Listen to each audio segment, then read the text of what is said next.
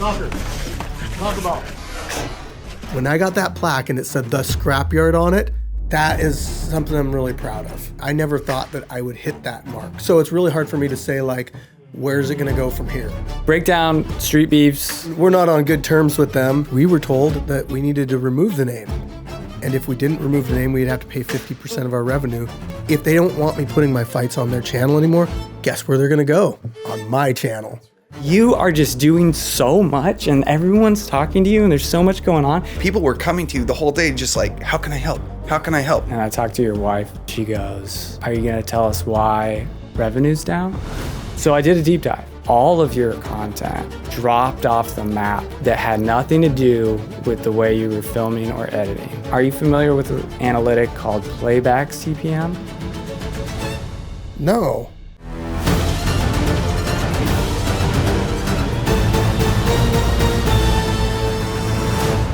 And you're doing all this by yourself, right? Yes. How? How's the YouTube channel going? The YouTube channel it's going great. I enjoy it daily, but it's been a process over the last 6 years. I started it February of, I want to say 2019. I started the actual channel then. Originally, the channel wasn't meant to be what it is now. What was it going to be? Originally, I started my fight stuff as a form of like a group to bring people together to train. First thing I started with my Facebook group. So I'd just come back from Virginia and I did a fight out there. And I was like, you know what? I want to get some like-minded people and maybe we can train together.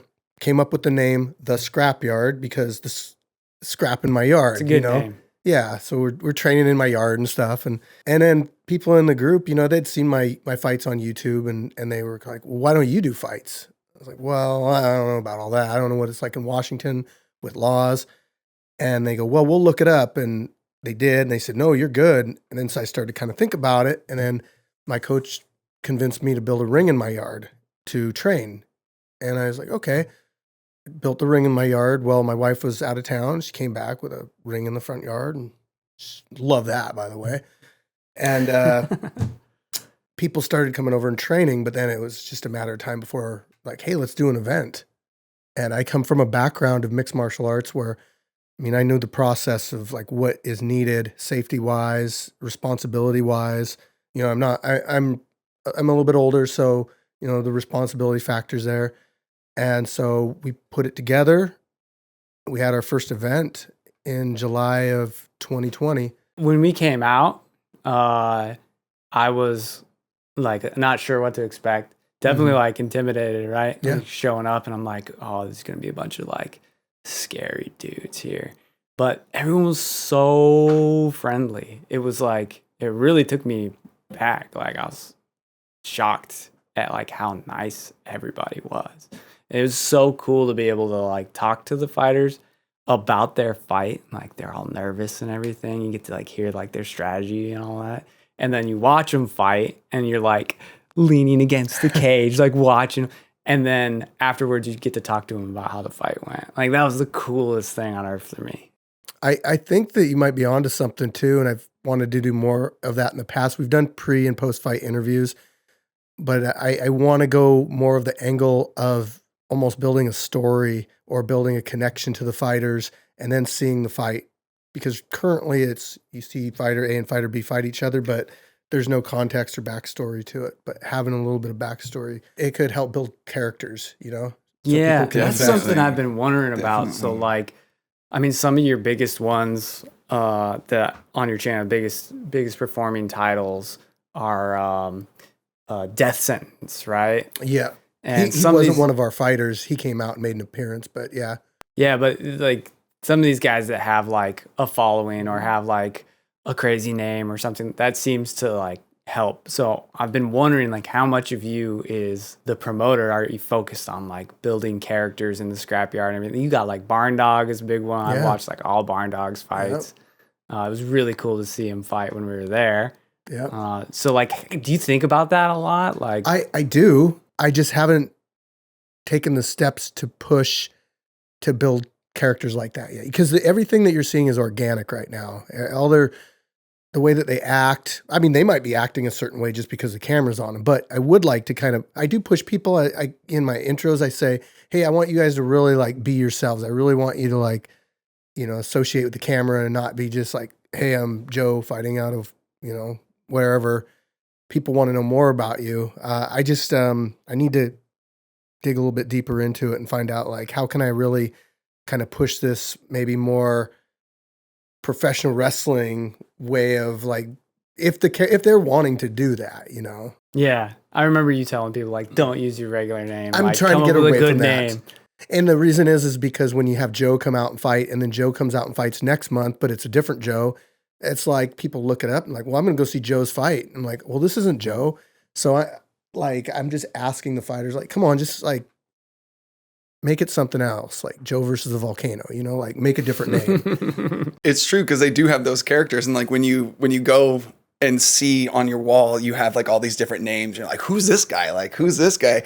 And then you end up seeing him in the like fight. This video, this dude's fighting with like a mask on it. So that guy actually is the Boar, but he changed his name and put that mask on as like an alternate character.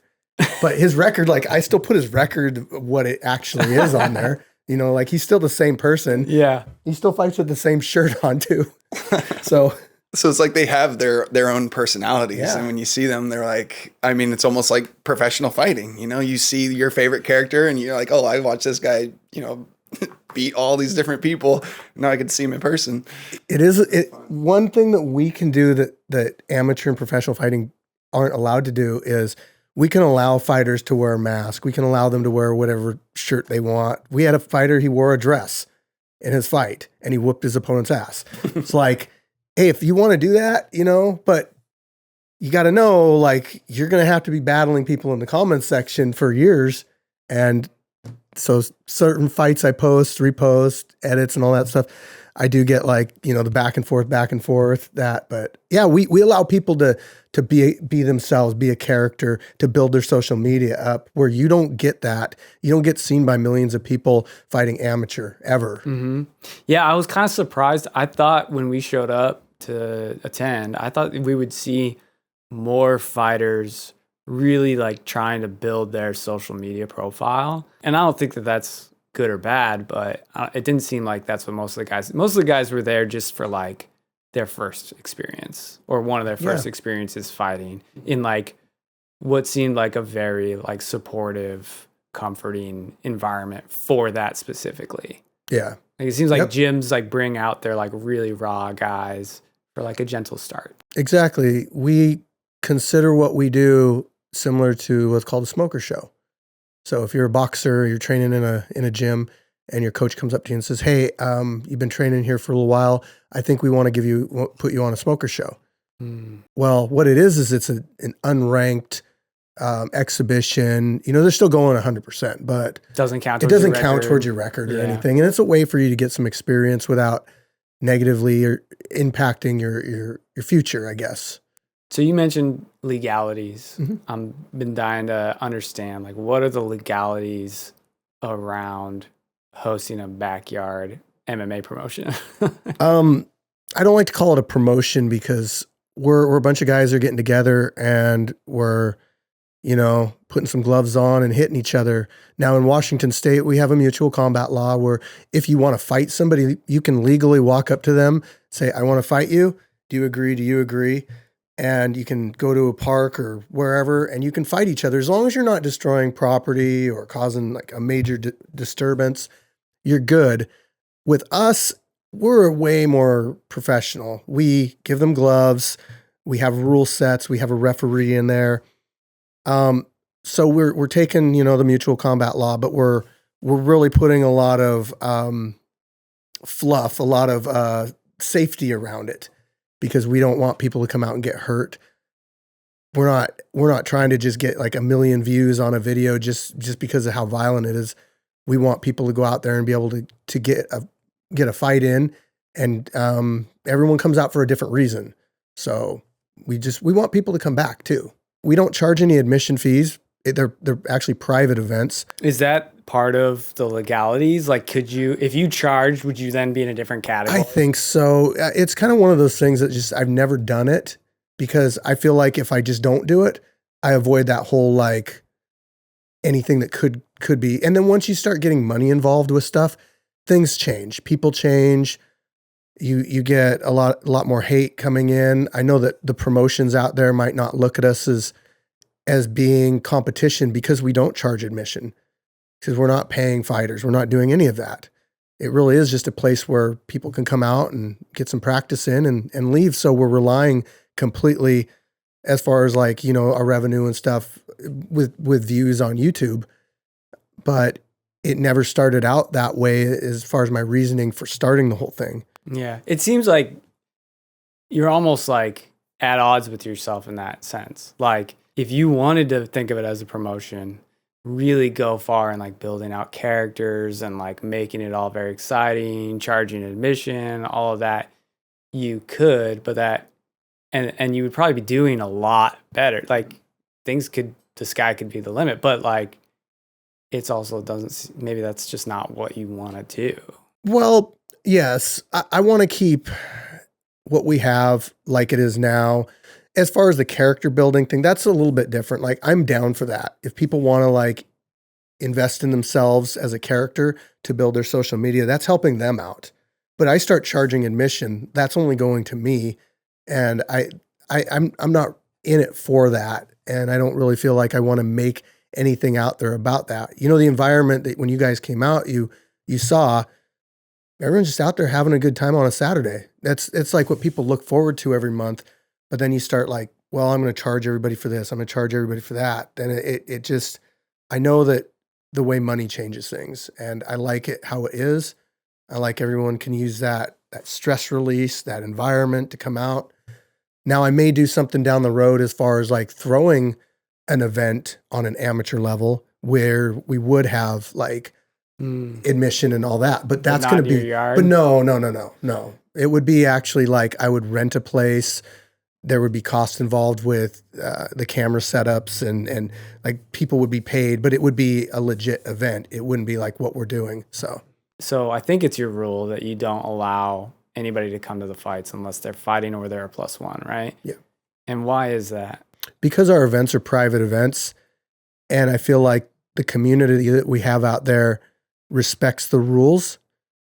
If you get random people coming in, they kind of feel like, well, I'm gonna sneak over here and drink a beer, or hey, I got $50 on Blue Corner, things that I don't want going on out there. Mm-hmm. But you get the people that are part of the community that understand, that have read the rules ahead of time. That kind of stuff just isn't going to happen as much. Plus, that's more garbage. That's more wear and tear. It's your house, right? It's more wear and tear on the porta potty, and it's just not like we're really making these videos for YouTube. I mean, you heard us like quiet on the set. We're doing this for the cameras and everything, and getting these fighters the ability to be seen by a lot of people. Having 100 more people around the cage isn't going to do anything. Maybe aesthetically it might look a little bit, but it's really going to be just louder, harder to control. And it's really not going to be a benefit for us. Yeah, I was thinking about that a lot because I didn't realize that's what it was going to be when I showed up. And then I very quickly figured out what the case was. And I was thinking man, the reason that this is such a magical event to be at is for that reason exactly. It's just the fighters. It's very family, community oriented. And for me, it felt like a once in a lifetime opportunity to be in that environment. I want you to sell tickets so I can go. Yeah. But I understand why I can't just show up, Yeah. Another thing too, another reason we do it like that is the privacy of our guests. If say Logan Paul got a hold of me and said, "Hey, I want to go out to your fights," I'm obviously going to let him come out, but I don't want him to think that we're going to advertise that he's going to be there and make it about him. But maybe he wants to go just check it out and be up close and see these backyard fights in person. And having the community out there, they're not going to be focused around the guests that we have. They're going to be focused on the cage and what's going on inside because they're about to fight. That's what they're thinking about. Yeah. But I mean, we've had some pretty big names. We worked with some pretty big name guests, And I feel like, and I know for a fact actually, when they were out, they felt like they could just relax and enjoy the day. When Demetrius Mighty Mouse Johnson came out, he brought his dad out. You know, he stood around the cage. People weren't bugging him too much. You know, obviously people are like, hey, can I get a picture? But, you know, they were all there for the fights. And yeah, it's probably different when like another fighter, like an aspiring fighter asks you for a photo. Yeah. Versus like some jackass. Yeah. How'd you get in touch with Demetrius Johnson? So the fighter death sentence. Oh, that's his fighter, right? No, well, sort of. So here, can we move this yeah. mic forward a little bit? Yeah, there we go. So Demetrius took a liking to death sentence because he'd seen his videos and he realized that's a character and he might have some potential. And so he did a little series on his channel where he kind of trained him, got him ready for his fight. We went over and we had one of our fighters fight him in Virginia back in May of last year when we were still affiliated with that other group. And Mighty didn't go out there. His film crew did and everything, but they had like a training arc build up to it. And then they had like a second one. And then Death Sentence got a hold of me and was like, well, I want to fight out the Scrapyard. And I was like, well, I'll start looking for somebody for you. And once I found somebody, I found the YouTuber Zach Cray. And he does like prank videos. He's like, hey, I want to come out, you know, and fight. And he's like, okay, yeah, I'll do it. Now, Zach didn't really have any fight experience really, but he wanted to get in there and do it. And so when Mighty found out that Death Sentence was coming out, we kind of changed his plane schedule around a little bit so he could get there earlier.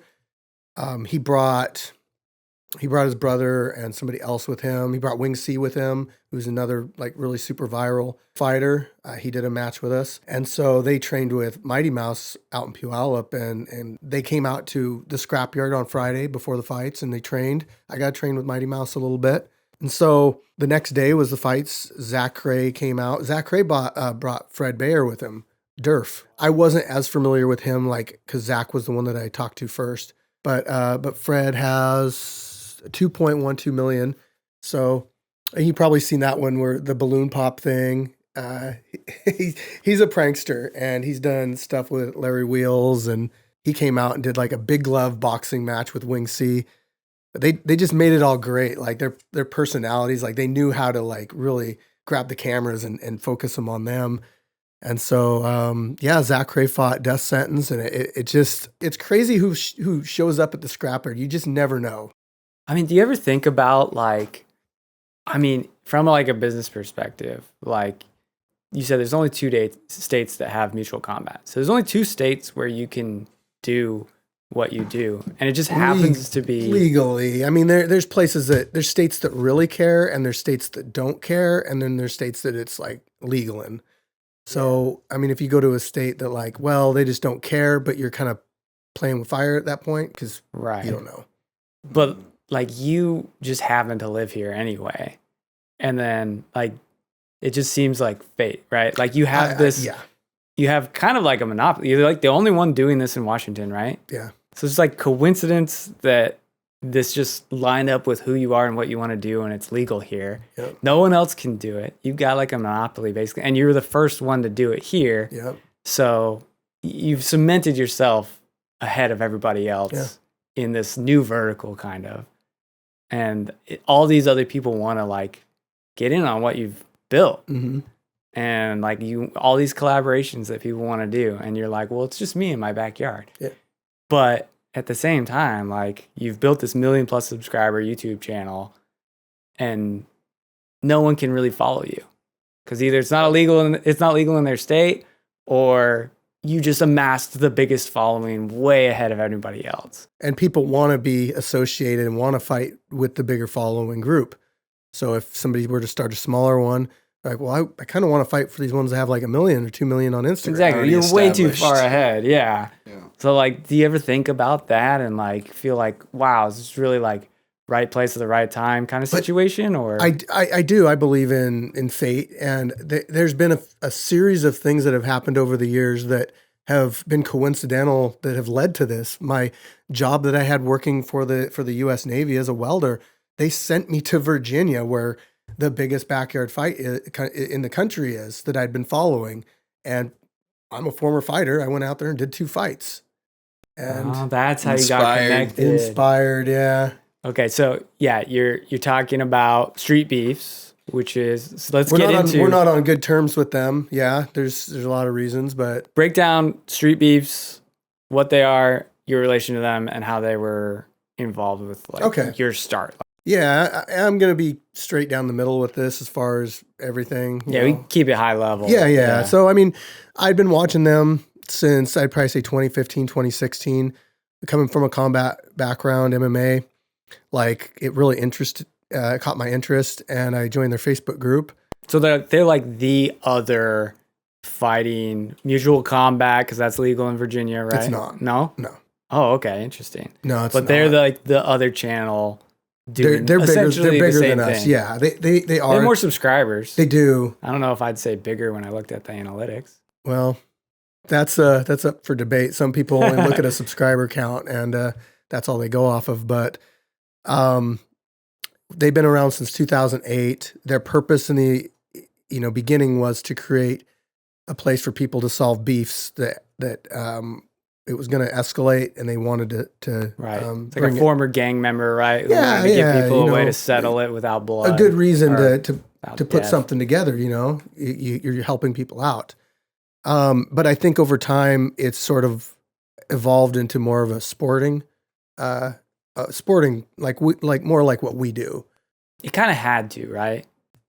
I think so, because it really is. I do handle beefs out there at the Scrapyard, but a lot of times it is really hard to get 2 individuals that maybe aren't necessarily fighters, or maybe one of them is, or whatever, or maybe they just don't want to get together and glove up. You can't make regular content. You pump out like 2 to 3 videos a day, right?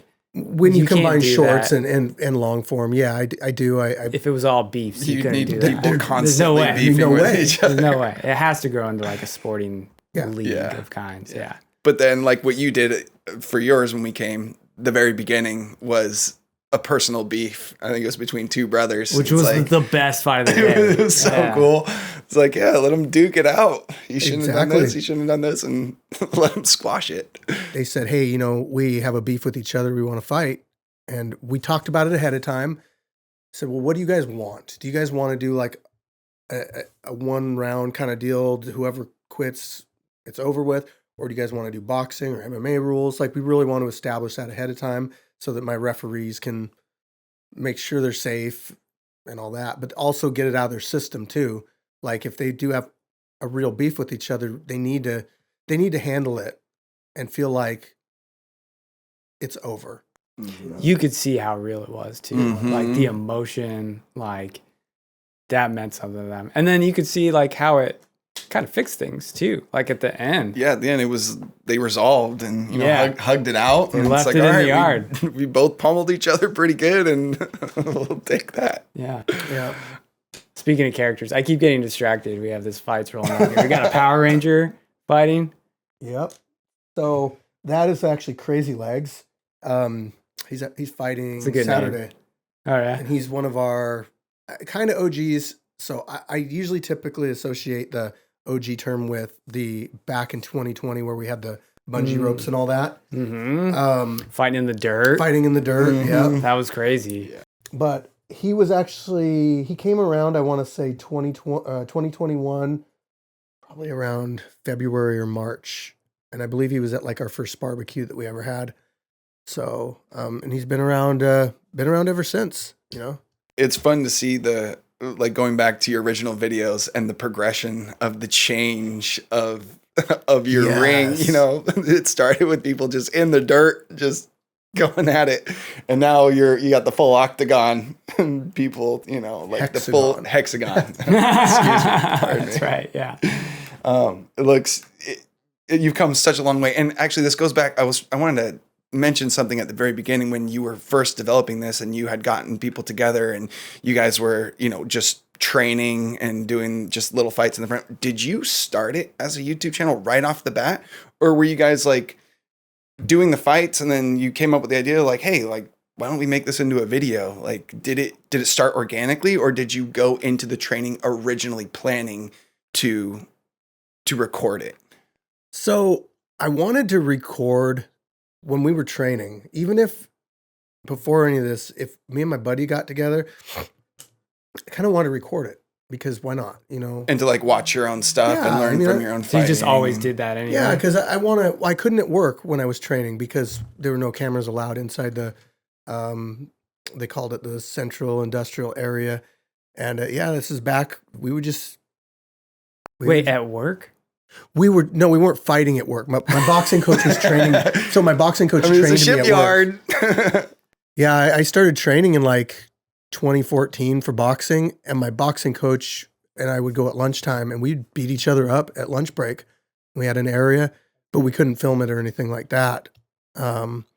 So anyway, it's like a scene out of like Street Fighter, the like 1991 version. You're like fighting in the shipyard. Yeah, yep. But we were recording before we even had this ring set up. Yeah, I remember seeing a video where it was just the dirt patch, or it might have even been grass patch at that point. Yeah, it was doing jiu-jitsu in the yard, whatever. And this is early day stuff, I have a second channel and I haven't really figured out the path I want to go with it because it's close to 100,000 subscribers, but I want to make it different enough, but still play into the same. I had that channel way before I had my main one. And if you go way back to the original, you'll see car videos, you'll see like just stuff that I posted from back in the day.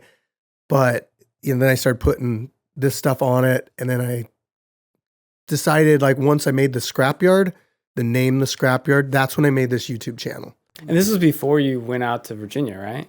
No. I made the Scrapyard YouTube channel after I came back from Virginia, but I was putting stuff on my other channel before. So it's like once I decided to make the name the Scrapyard and made it probably just kind of went with the Facebook group. I was like, I'm making a Facebook group. Let's make a new YouTube channel. Mm-hmm. And then I would just upload stuff like this to it. So how big was Street Beefs at that time? When I fought in 2018, they had 390,000 subscribers. Okay, so enough to get the wheels turning. Like you were probably imagining doing some, like becoming that, right? No, because I didn't plan on putting fights together at first. That didn't come until people kind of pushed me to do it. Oh. They're like, we watch it. We watch that stuff on YouTube. We want to do some fights. Like, you should do fights. It's like, oh, hold on. I was against it a little bit at first because I thought there's no way that we could legally do this. There's just no way. And then coincidentally, I had people that were like looking it up, looking at laws, talking to sheriffs, and like, wow, it actually could work. Are you familiar with like the famous Phoenix Jones mutual combat incident? Yeah. I'd love to get him out. I was gonna ask, have you ever That'd had be him awesome. out? Yeah. I've never actually met him, but I've been to so many Ben Fodder fights, and I didn't know at the time that he was Phoenix Jones because it was like a secret, right? And so when I found the mask worked. yeah. When I found out it was him, it like blew my mind. I was a big fan of his. I used to go to all those fights starting back in like 2007, probably.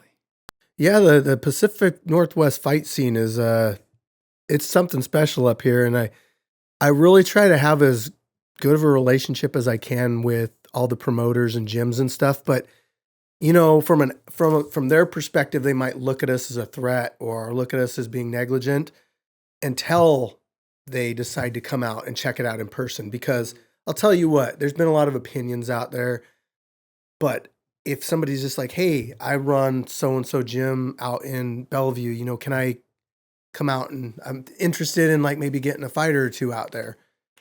Can I check it out? Well, we have the no spectator rule, but at the same time is if it's beneficial to us and a gym and this fight scene out here, I'll make an exception. I've formed relationships with people over allowing them to come out and check it out. Of course, it's not just some like random person that's like, I like the YouTube channel, let me come watch. Right. It builds credibility. And that's what I really try to fight with that ever since the beginning is like, well, I'm trying my best to do this as legally and as safe as possible. And I don't think it's any more dangerous than an amateur fight at a, wherever. In fact, my amateur fights that I had, we do way more. We have three nurses on site every single event. And we have like a full medical tent where fighters get checked out prior and post fight.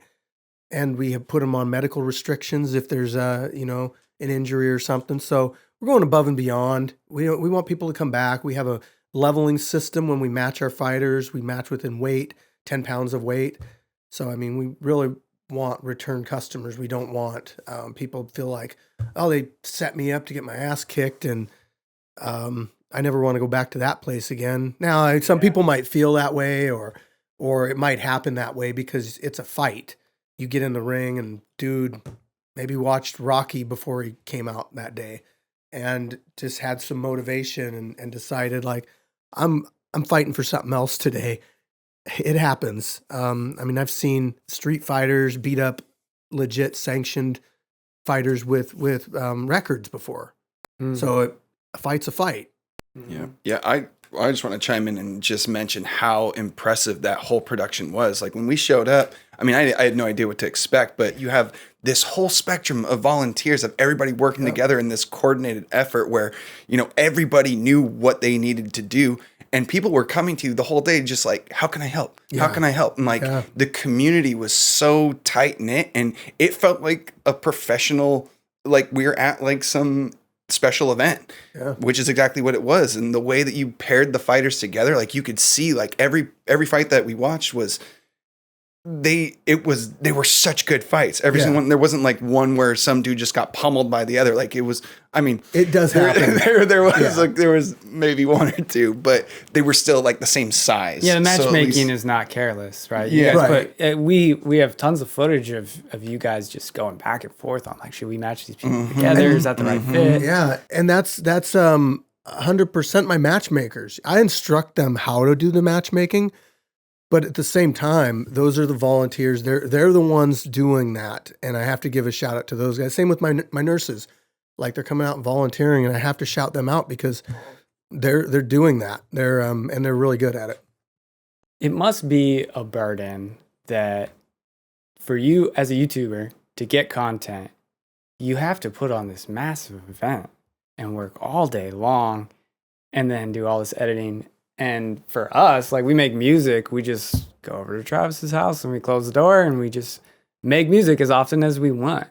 But like your style of content requires so much extra effort, pre-production to get that footage.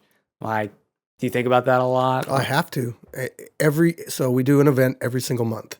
And you can't stop or your YouTube channel stops and then your revenue drops and like. I mean, I have ways that I could span out my foot, because I'm putting out like a fight every single day. Because routinely we have around 30 fights a month.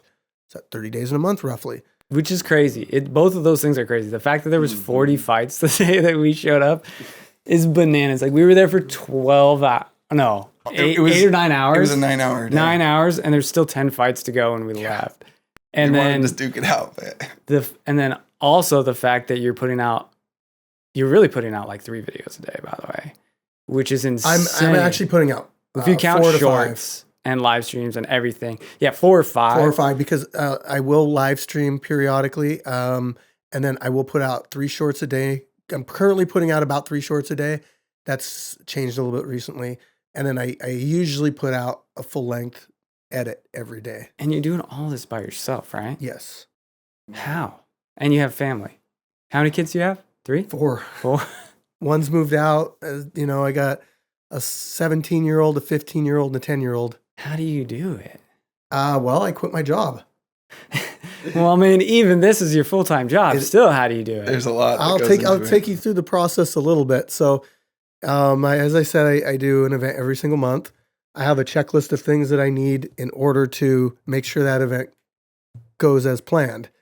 Whether it's taking care of the lawn, cleaning out the cage because you get like pine needles and all that stuff, painting the Sasquatch in the cage I do every month, purchasing waters and Gatorades for the fighters in the med tent, making sure our medical supplies are topped off, making sure my camera batteries are charged, making sure my memory cards are cleared, making sure I'm mentally going over my list here. Anyway, there's, trash cans that need to be. Not to mention like getting all the fighters to come. Oh, that's another thing. Like, that So, must be I the mean, I biggest just part put of out a it. video And the today. editing of your videos. Yeah. So that's more daily. What I'm talking about right now is the week of the fights, right? Mm-hmm. And so what I also do is I go through and I'll make a video every single day, even on Friday, and I'll say, "What's up, everybody? Fire Chicken here. It is fight week. Fighters, you know the process. Make sure you hit me up for that address and to confirm whether or not you're going to be here at the fights." A lot of first timers don't really understand the process, even though they're required to read it. That is another thing too. Since we are not a promotion that has an admission fee, I'm not giving people expectations of we got this fighter versus this fighter this month. There's no like me relying on two fighters getting in there and fighting. So since it's a sign up, show up, get matched up fight kind of deal, we're going to have 20, 30 fights no matter what. Daily though, that's kind of like I drop my kids off at school kind of deal. I come home. I like to work earlier because I feel like if I'm more motivated in the morning to get my work done, Definitely. and I don't feel like I almost like look forward to it, like because I love this so much that like I kind of feel, especially like after an event when I have like fresh fights to edit, I'm like I really like that. But I'll go up, I'll kind of look through what fights I have in my folders with my 40 terabytes of videos to go through and stuff. And I'll be like, well, I'm going to do that one today. And then I put it into my editor and I kind of have like a template that I've created the way that I edit, and I do my slow motion, I do my intros and all that stuff. I try to make it as much of a viewing experience on like a TV as possible. Does YouTube necessarily like that? I don't know. I think that there's probably some stuff that I could do to really make the fights grab more views on YouTube. But as far as it goes right now, I just feel like that's the way that I'm editing it. And then I'm also creating reels out of that stuff too. And I'm also live streaming the stuff too. The fact that you're 6 years in and you said like, I really like when I just finished an event and I have all those videos to edit seems crazy to me. Like after a little while, like I stopped wanting to edit at all. Like I never wanted to touch another edit of the type of content that we made, at least ever again, and like hired out people to do it. So like, what keeps you like? Why, you must love it so much. Like it seems so counterintuitive that you still enjoy that aspect of it. I came from a background growing up with computers. I had a computer in 4th grade, a Macintosh, and I learned I did claymation. I did all sorts of editing, audio editing stuff. I used to splice songs together and do all this stuff back when it was like really primitive. And so I've always had like a love of like creating, whether it's a picture or an audio or a video on a computer. I've always known kind of how to do that. And then I've always been into combat sports. Like even at such a young age, I did a boxing match when I was 10 years old. I grew up watching the Tyson fights in UFC with my dad. It's crazy how coincidental like all this kind of came together. That's what I was saying. It's like the convergence of like all of your different interests and talents mixed with like the legal status that in this state that is like totally rare to create what you've created. And I'm a big advocate of, at least when I talk to people about YouTube, I like to tell them that, because they'll say, hey, what niche should I get into? I'm like, you need to get into the niche that you love, or else you're going to get burned out. You're going to get feelings of like, oh, it's not growing as fast as I want it to, or whatever. I mean, you still get that with doing it on a daily basis, no matter what, I think, as far as like being discouraged by views and all that kind of stuff. But I just pushed that like it needs to be your passion. You need to love it because it's going to show through to the camera. It's going to show through in your videos. If you're just kind of doing it to do it, you're not going to put that extra effort into your videos. And I try to do that. I think if you break down some of my videos, you see some of the details that I do that I don't need to do. I could put the footage out. I could just chop it and put the videos out, and they might perform better. But I kind of like those details. I like putting the stat screens in there. I like people being able to see the weights of the fighters and the skill levels and what town they're out of. I like to ask them questions and all that stuff. So passion's really what keeps me going with this thing. I think part of that is because traditionally, like most YouTube channels, like take a while to get going. So I 100% agree with that advice. Like you gotta love it because you're gonna have to be doing it for a while before it really gets monetized. But that's not true for you. You got monetized very quickly. Did that surprise you? It did. It did. I mean, when I started, I didn't know what monetization requirements were or community standards or anything like that. You know, it's just like, well, let's start putting some videos on my YouTube channel. Now, at the time when I was working with Street Beefs, I was sending my videos to Street Beefs. They were posting them on their YouTube channel. And so it was to kind of help build me up a little bit. And so, you know, some of our earlier videos would get quite a bit of views on their channel. We had like Gumby versus Gash and some other fights. And they would let me use like a few of my fights and put on my own channel to build my name up on my own channel. So I was doing that, and I remember my first one on my channel that really hit off was Pookie versus Brickhouse. I just remember putting that one on my channel, and it just like snowballing and being like, wow, I can't believe this got, you know. Posted on 9/11/2020. Yes. So that was kind of the beginning of it. And then like the following month, I would put a couple more on my channel. It was getting like 21,000 views a day. Yeah. And that's your first, like you just started. Mm-hmm. I got monetized because of that video. Do you remember what you made your first day? No, monetization? I don't. $22. $22. Solid first day. Do you remember like, did you look at it and think like, this wow, is a lot or like this I is made not very money much? off this? Yeah. Like, and the next day was $71. Yeah. So like, did your imagination start like running like, oh, I mean, I couldn't really believe that like you could really make money off this like that. You know what I mean? Like, yeah, I do know what you mean. The whole start of it wasn't a surprise. It wasn't more money oriented. And so once I started to see like, wow, you can do that. It was like, well, that's just kind of like, it's like a bonus, you know? I'm working my job. It's like, oh, I made a $20 bonus today. That's cool.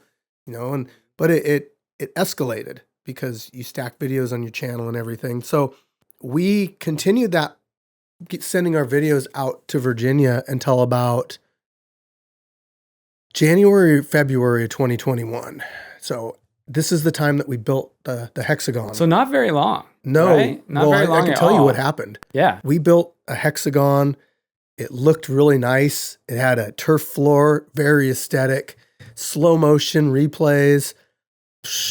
And I'll tell you what, the comments on those videos when they were putting them on the channel over in Virginia were not nice to the ones over in Virginia. Really? They were like, wow, I'm sure I could, well, I can't go back and look at them because they deleted all of our videos back then. They said, oh, there was a problem. All your videos got demonetized. I'm like, what? And so we had to delete them. I'm like, but you didn't delete the ones that have 4 or 5 million views. Those didn't get demonetized. Like, okay. And the reason I just didn't make a big deal about it was because I looked at it as an opportunity. If they don't want me putting my fights on their channel anymore, guess where they're going to go? On my channel. Did you guys have a formal agreement? Like, what was your partnership details? They allowed us to use the name. And originally they brought up like, well, we want a percentage of income, but if you don't take the deal with the income, we're just not going to really promote you. You know, we're not going to talk about you too much. And once they deleted us off their channel, our videos off their channel, they kept the big ones. But once they got rid of us off the channel, I didn't push it to give them any revenue because it's like, yes, we're using the name, but we're doing all of our own promotion. We're building ourselves up by our own name, the Scrapyard. And we actually started our YouTube channel at the same time as another branch of Street Beefs, the West Coast. So we were like brothers almost. And we started at the exact same time. They didn't grow as quickly. They never really promoted like they said they would, or at least it didn't have any effect that I could see, you know. Eventually we got to the point where I felt I needed to give back to Street Beefs, and I messaged Scarface and I said, hey, we're getting some deals and stuff, and I wouldn't mind, giving you a percentage to use the name. And he's like, well, I only want 5%. I'm like, okay, cool. I'll go with that. And was that ever formalized? Yes. So why? So you started it as a partnership, right? Your YouTube channel started as a partnership? Yeah, we started as our own brand. As an informal partnership. Yeah. And then they decided to stop taking your videos and posting them on their channel. And posting them on their channel in 2021, like 5 months after you started or something, right? Yeah. Why did the relationship continue? What was the relationship at that point? We didn't do anything to them. We didn't do anything to them. So I think it would look really bad if they just got rid of us because. But why did you keep the relationship going? Like what benefit did you receive from it? I wanted to be involved in their community because they had their community over there. I didn't want to break ties with them because it's like I didn't have anything really against them. I liked what they stood for. I liked the fact that we could associate with the other branches and that we could kind of do back and forth stuff where we go to each other's places and throw an event with these fighters coming out, or we go out to there. I took our fighters out to Virginia like 3 times and once to Arizona to do like cross promotional events where they get all the footage, they get all the promotion, they get everything. It's just us getting the experience. So I liked the community and being involved with them. I wasn't really liking the terms that happened with our videos being taken down. But as I said, I looked at that as more of an opportunity to build our own name up and create our own image because I wanted to make our stuff look unique. I wanted to like, okay, I'm going to look at this. I'm going to see these videos online.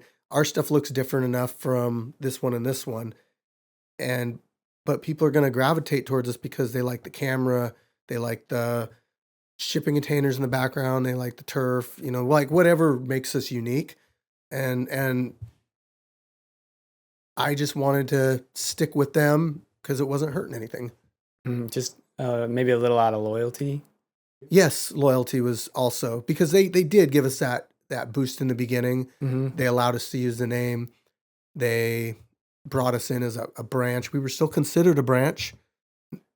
So you guys eventually have a falling out in 2025, right? And you formally split ways. Yep.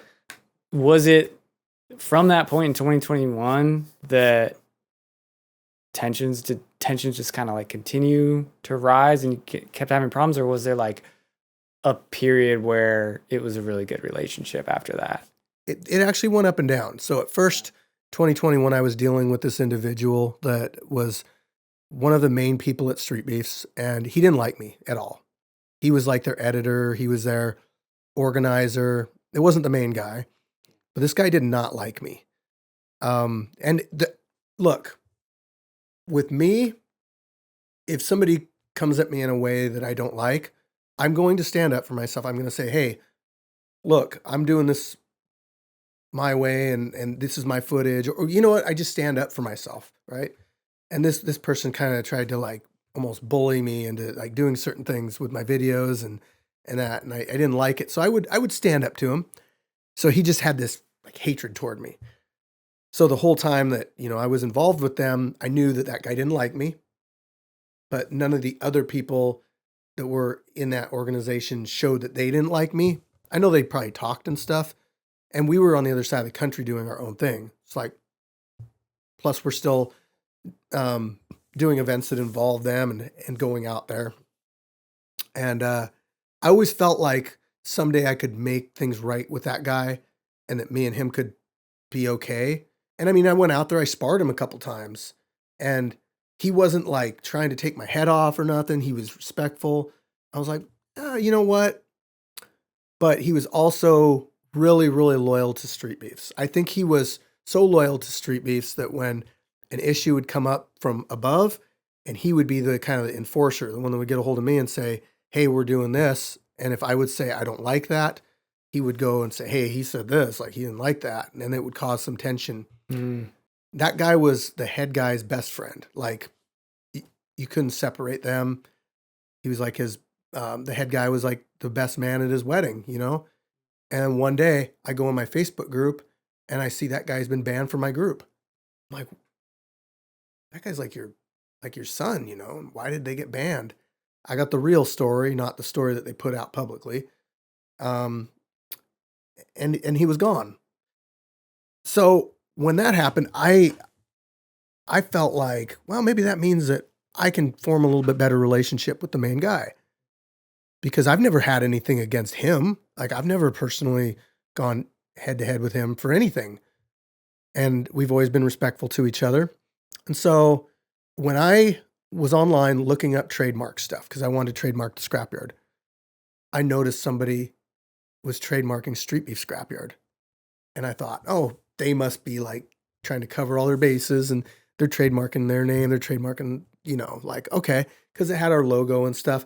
But what caught my attention was this logo wasn't a logo that I made. It was very similar. Somebody created it and I liked the logo a lot. And I go, they wouldn't have done that. And so I brought it up to the attention of the main guy.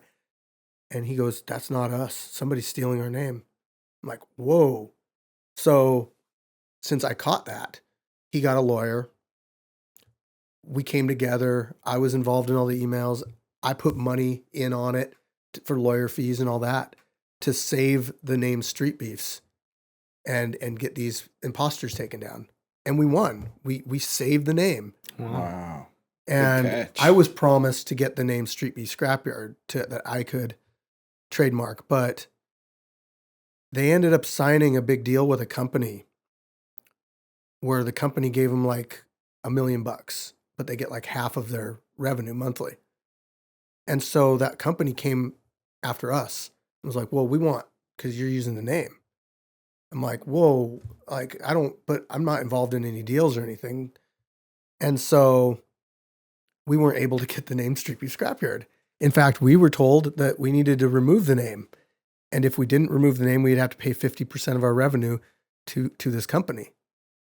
And I said, well, I stand up for it. I built this, you know, yes, I use the name, but everything that's happened out at the Scrapyard has been due to the efforts of our staff, our fighters, and myself. Like 5 years and they never even came out one time. The building up came from us 100% or 95%. But we built it. And so we said, well, we're not going to do the 50%. And he was like, well, okay, that's fine, you know, but we got to have you remove the name and everything. And we'll call you an affiliate. We can't call you a branch. Like, okay. I go, but is the West Coast going to take their name off too? And they go, oh yeah, probably. Well, they don't make any money because they just don't do anything. You know, there's no growth, none. In 6 months, 8 months, not even 1,000 subscribers on YouTube. With 300,000, if you have 300,000 subscribers, you should be able to get 1,000 subscribers periodically. I mean, it's slower growth, yes, but there is some growth there. So no subscribers in 6 to 8 months means that there's no. Well, so this is interesting. So you credit Street Beefs with a lot of your early growth. Yes. But here you've got this other perfect example of another channel who has the same advantage, started at the same time, and didn't do anything. Yeah. So maybe you're just the secret sauce. Well, and it has nothing to do with Street Beefs. If somebody walked up and handed you keys to a new car, maybe not you, but if somebody walked up and handed keys to a new car to a person, and then this other person saved up and worked for that car, and they both had that car, who do you think's going to treat that car better? Who's going to like make sure the maintenance is done on time? make sure it's always polished up and nice. Probably the person that saved up and worked hard for it. See, me, I asked to be a branch of Street Beefs. They were just kind of giving it to them. Oh, okay. They were like, they hosted an event, that means they stood there with cameras and stuff. And I mean, cool, you guys are good to run a branch of Street Beefs. But you see my point, though? I do, yeah. Like, it wasn't, maybe Street Beefs didn't have that much to do with growing your channel in the first place. That's a possibility. I can't say for sure. I mean, that video that we put on our channel, a month after, 2 months after we started, ended up getting 600,000 views. And I mean, I don't think that we were recognized at the time really being Street Beefs, Yeah. So, I mean, it's hard. You can't really split the hairs on it because there's no way to do that. I mean, how much of an impact that name actually made. But I think that we did way more for the name Street Beefs than the name Street Beefs did for us. Because when we put out our videos and it had the name Street Beefs on it and it's getting millions of views, people associate that with they're like, oh, that's Street Beefs. And we get called Street Beefs all the time now. I have to remind people, like, we are not Street Beefs. I mean, that people think that we are the whole thing, that we are You're the original. They think, yeah, I got that a lot. When I was out at Virginia one time, we didn't bring any fighters out to this event. It was just me out there. And I heard people in cage side in Virginia saying, let's go Scrapyard. Like, I know they didn't like that. And it wasn't one of our guys or anything. It was just a random person. Yeah. So their channel has like 4 million subscribers. You have like 1 million, a little over. Hats off. That's amazing. We're still working on it. And you do more views, as far as I can tell. I do more views. And like I was significantly more. Yeah. And I was told the owner the other day, because we did end up getting into it and there's a feud. He said, we are buying subscribers and we have bots. And that's why we're getting the views that we're getting. My rebuttal to that was, I have a YouTube plaque. YouTube is not going to, they're going to recognize that you're doing this and that, and they're not going to send you a plaque if you're buying subscribers. They know when you're buying and they know when you're botting, and they'll shut it down real quick. Yep. They don't want to give those things out for free to people. But what would be the reason, honestly, for me, if this is my full-time gig and I'm trying to build an audience and show this thing to people, like, what benefit does buying subscribers, like, I don't even know how to do that. It doesn't even help you in the long run because it's not real. Wouldn't they take away your check mark too? I don't know. The only time I lost my check mark is when I changed my name. And that was because they still have to do a check on your channel and make sure you're who you say you are. I'll tell you a funny story. When we started catching traction originally on our music, I was in such disbelief that there's probably like 6 months to a year where I was highly suspicious that Travis was paying for like bots. I just like, I was just like, how, not anything to do with you, but I was just like, how could this be that it's growing like this? How could so many people be in? There's no way. Yeah. There's no way, right? Like just questioning it over and over again. Did you have moments like that yourself? No, I've always, okay. Some of the stuff with my live stream, I'm like, geez, like what's going on? It's the YouTube. It's the way that, okay, I can tell you this, like when shorts got introduced to YouTube, it changed some things on YouTube. YouTube is not the same YouTube as it was back in 2015. Not even close. Shorts are the dominant. I can go on my phone and I can be scrolling through and there'll be more shorts now than live form or long form. So it changed things. And once I started doing some live streaming and stuff, and I thought, oh, this is weird. But then I started to see like, no, these are actually people commenting on my videos. I'm getting thousands of comments. It's a chat room going on. And it's just YouTube pushing my content to them. They tried saying like, oh, it's pretty funny how he'll do a video that gets 700,000 views with no comments. You know why? Because you didn't go look at the chat. You only looked at they don't understand that there's a difference between like the comments you leave on the video and then the chat. Mm-hmm. Right. And live stream has a lot more activity. Way more. And those obviously don't get published into the comments. Nope, they don't. So 2023 was like your peak performance. Yeah. And in that year, you did 167 million shorts views. That's incredible. That's crazy. And that's up from the prior year was 36 million. Yeah.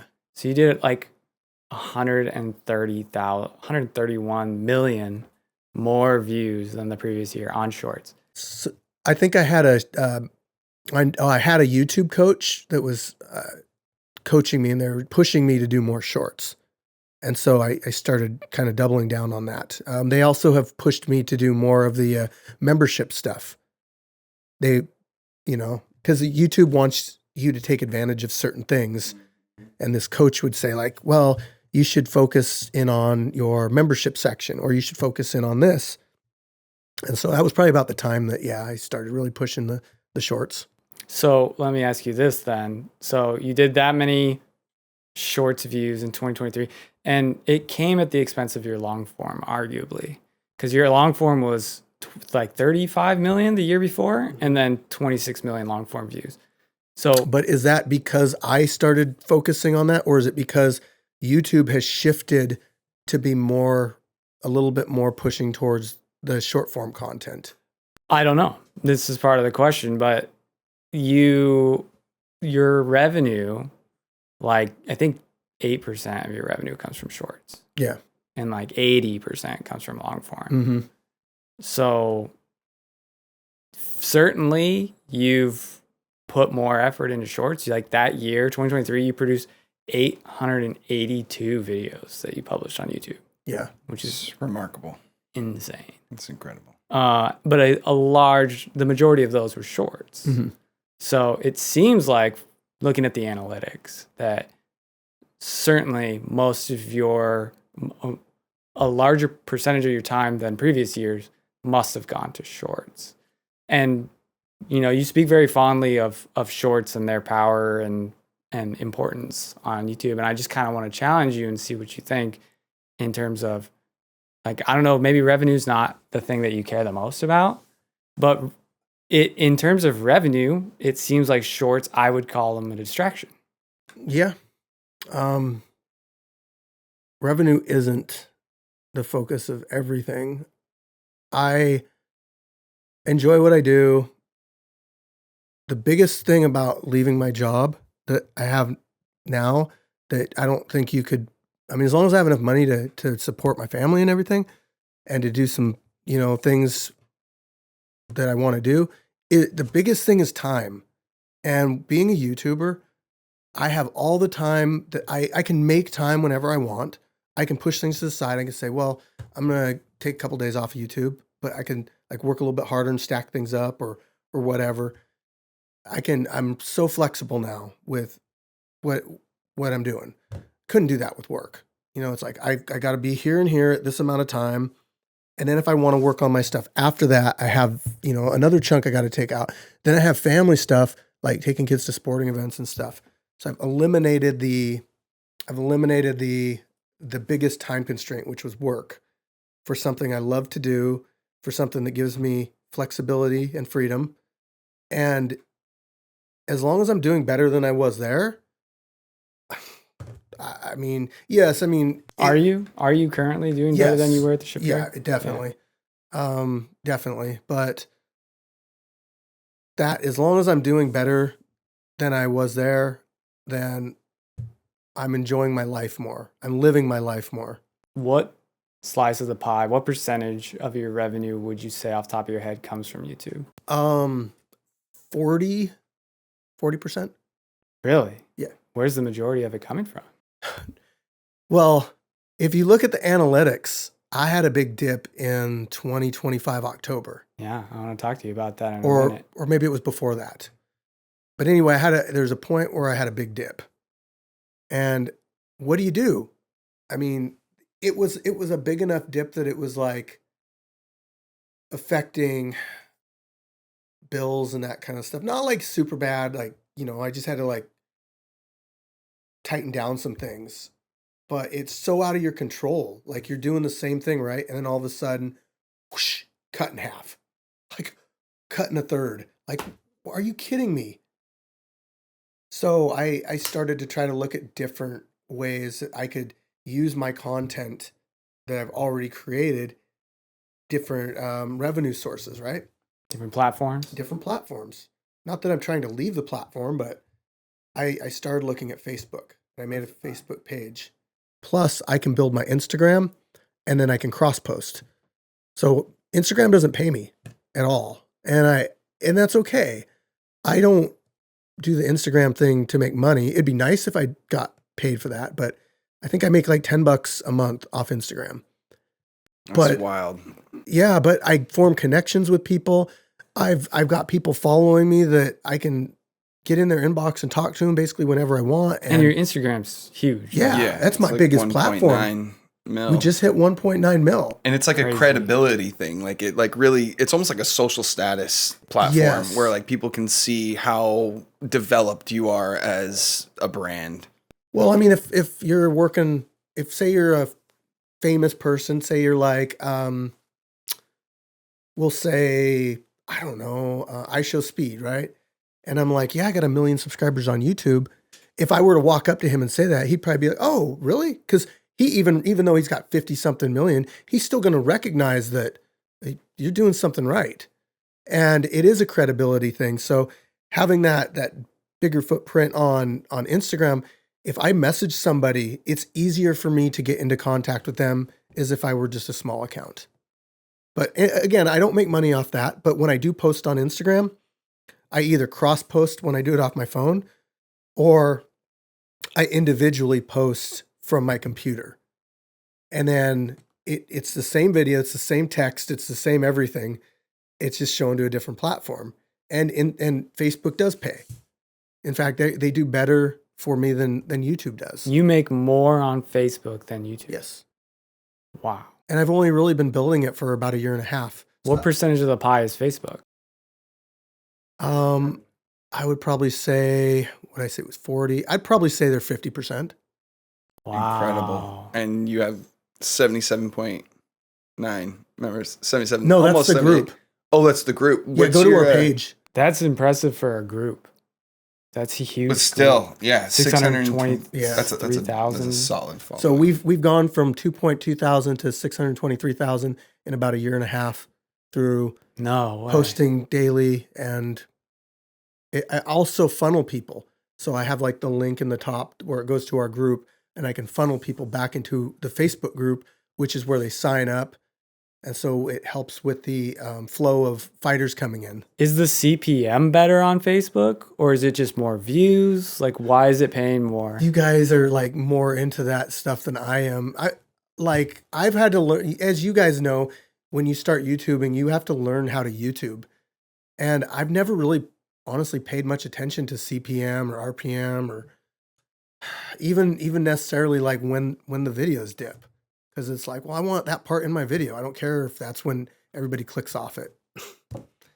Yeah, I'm shooting myself in the foot on revenue, but I really think that the content that we put out on YouTube could really be picked up by like a TV program.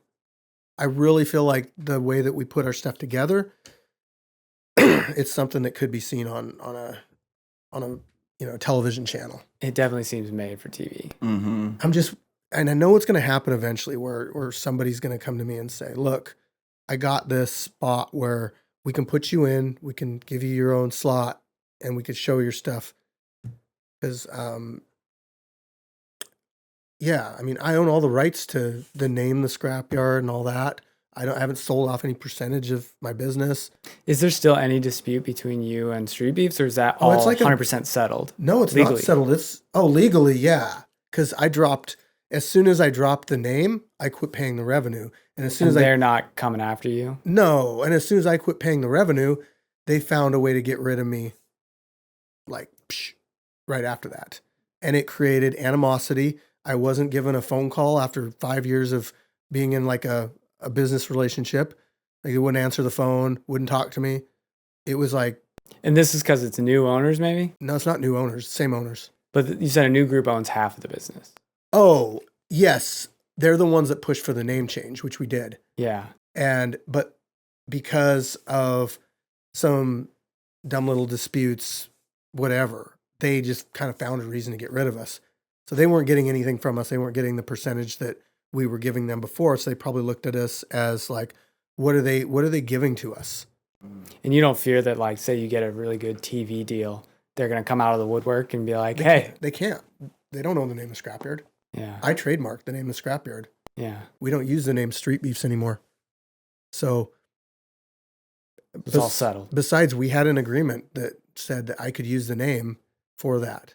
Mm-hmm. So is like a TV show, is that like your I would love to do holy grail of like, I mean, that's the ultimate place that you'd like to take this? Television's really good for, I mean, there are certain things that I want to look at too, as far as like setting myself up, in the long term, and things like television can really help with that. But I would love some sort of reality show, docu-series. We have a documentary coming out in a couple months, so that's going to be really good. For it. What would you envision a show looking like? Well, if I told you that, then I'd be kind of shooting myself in the foot. Would you? Yeah, because like people will steal ideas, and then all of a sudden they can't. You're the only one doing what you're doing. But they can steal my idea off of a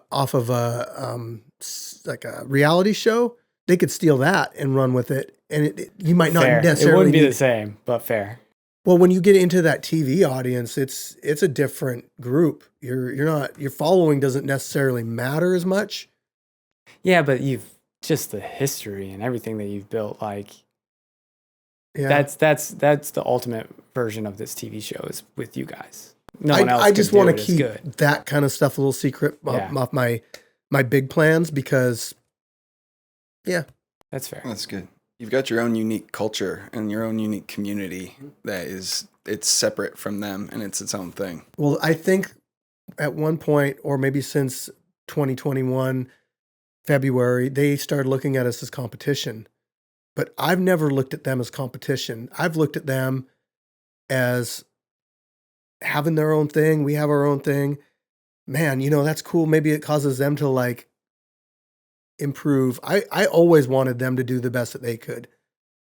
I never wanted anything bad for them, and I always stuck up for them.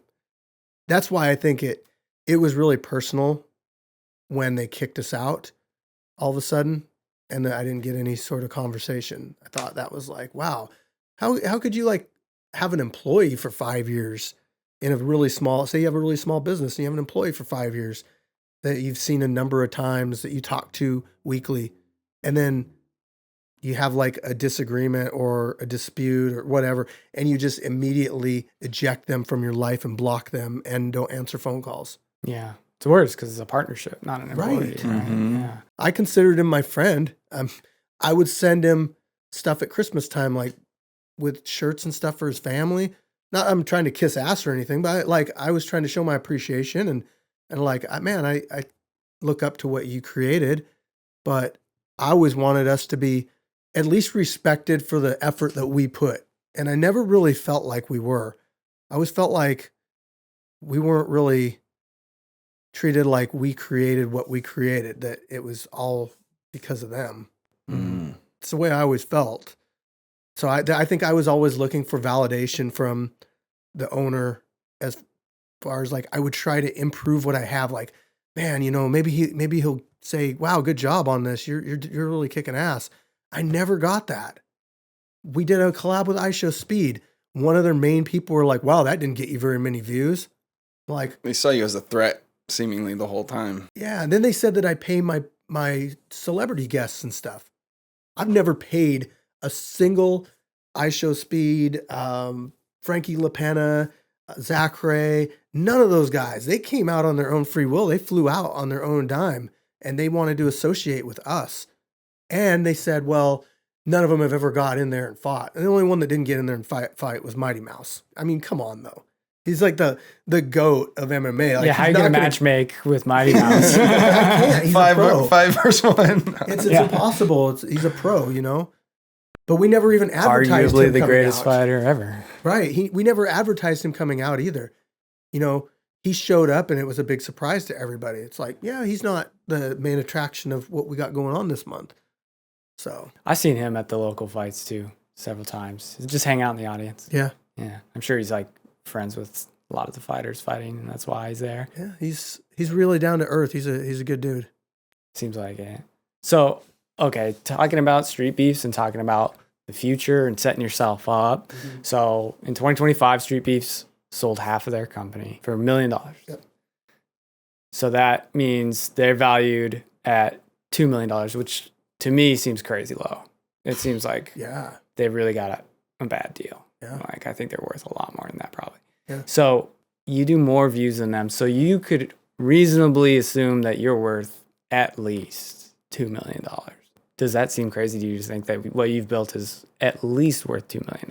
It's crazy. And is there a number that you would consider ever getting out?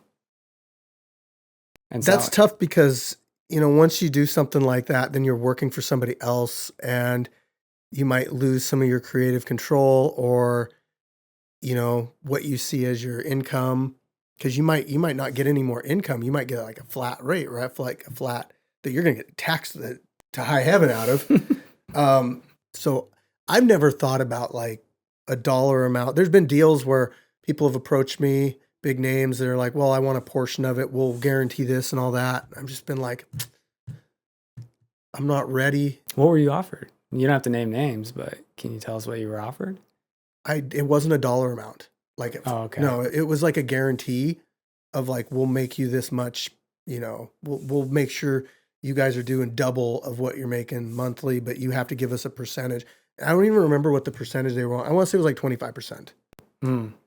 But how do you trust somebody that says they can guarantee that they're going to make you double what you're making? Because their whole thing was like, well, your piece of the pie now is the full pie, but if the pie is 4 or 5 times bigger and you're still getting 75% of the pie, you're ahead, right?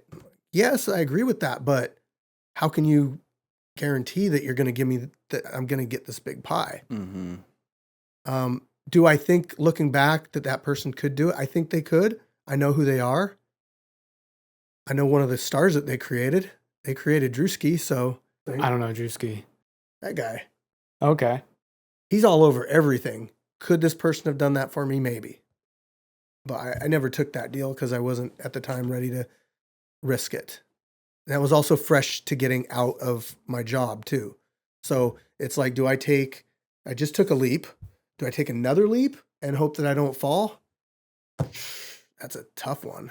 Well, it's very telling. So I phrased that as, at what number would you consider getting out? And you answered it in a way that was like, well, then you risk losing creative control. So even in that scenario where I phrase it as you getting out, like you're still involved in your mind. So like you really just never consider getting out. Well, what does getting out entail? I mean, if you just sold it and washed your hands, like is there a number? Moved on? You moved on. Oh, and I wouldn't have to film the fights and stuff every month? You wouldn't be involved at all. It wouldn't be your company anymore. Man. I mean, God, I love it so much. Maybe someday when it's like, gets to the point where like I can't really do it anymore as far as like either physically or whatever, maybe. But I would definitely want to be careful on who I sold it to and what they were going to do with it. I've never thought about outright just getting rid of it. It's never crossed my mind. It's just your lifestyle. Yeah. It's a part of you. It would be like, I would consider that if it was like a retirement kind of deal. Hey, I'm going to retire. Where do you think Scrapyard will be when you're ready to retire? Well, I didn't know where it was going to be right now. So, did you ever imagine it would be at the point that it's at right now? No, because when I started it and YouTube started to really get some views and that stuff, I made a goal chart similar to your guys' goal chart. And you guys have a top number on your goal chart, right? So the top number is kind of like, this is where we could hit someday. That would be amazing. That's what I did with mine, was I put 1 million. And as I started moving up and I hit my 1 million, that was my top goal. And it's like, I never thought that I would hit that mark. So it's really hard for me to say like, where's it going to go from here? Because I didn't even expect that to happen, in the lifetime of the channel. And it did. I didn't expect to hit 100,000. That seems to be like a reoccurring theme with YouTubers. It's like we have these goals and like lots of us shoot for that million, and then it's like you hit the million and it's like, okay, like now what? Let's just keep going. I gotta say, when I hit 1 million on YouTube, there was so much build up to it as far as like always looking at that goal chart and everything. It was just another day. It was like, oh, my YouTube channel has a 1 next to it. Like, that's cool. Do I feel any different? No. And it was almost like an empty, like, kind of feeling. You're not alone in this. It's like, because it just shows you that the number doesn't mean anything. That's it. It is. It's just another day. It's just another goal. Yeah. And it's like, you can't have your whole life focused around this one thing. Because once you hit that one thing, there's still afterlife. Yeah. Like, there's still time to be spent doing whatever it is that you're doing. I don't even know what the 10 million one looks like. Because I've just never thought, like, no way. How did it feel when you got that gold plaque, though, when you opened it for the first time? That felt cool. Yeah, that felt cool. Just seeing it in person. Was it good quality? It's the same as it's the exact same as the silver. But you want to know what made me the proudest about that whole thing? When I got that plaque, I had already separated from Street Beefs. And so I'd changed my name. I'd done all that. When I got that plaque and it said the Scrapyard on it, that is something I'm really proud of, because when we left Street Beefs, we had 932,000 subscribers, and we were going up very slowly. It was like maybe 1,000 every couple weeks, or, whatever. I don't know what happened after that, but we just started gaining traction, and we started live streaming and doing some other stuff. It was your live streams, yeah. And we hit that mill within a few months. Oh, I think I hit it right around December. Dallas, did you have it? November of 2025.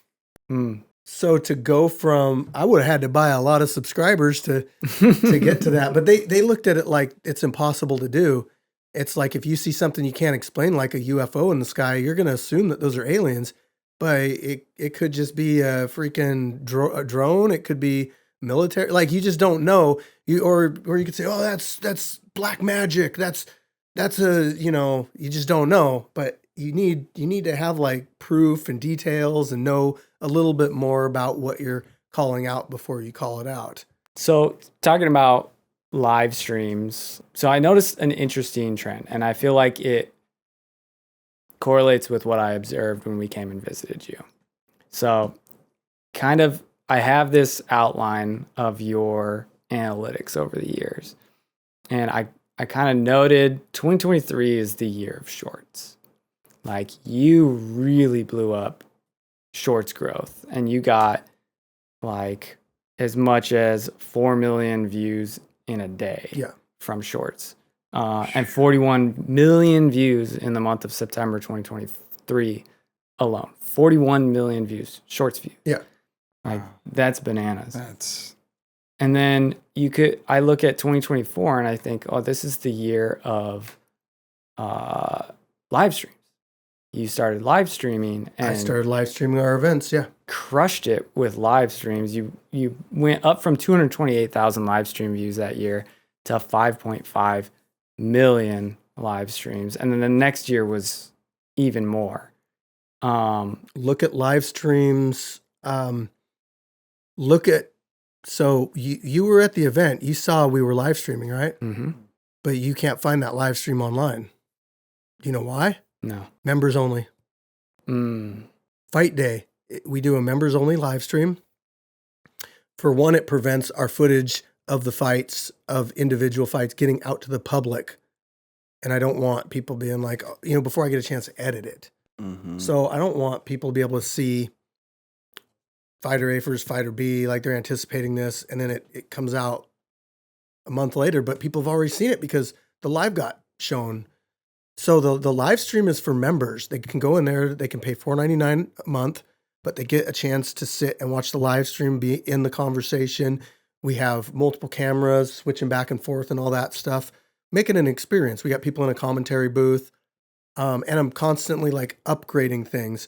I started doing that when I put together the commentary booth, when I got the laptop, when I started taking it serious, I'm like, well, if I'm doing all this for my live streams, and the quality's really good, I'm going to charge.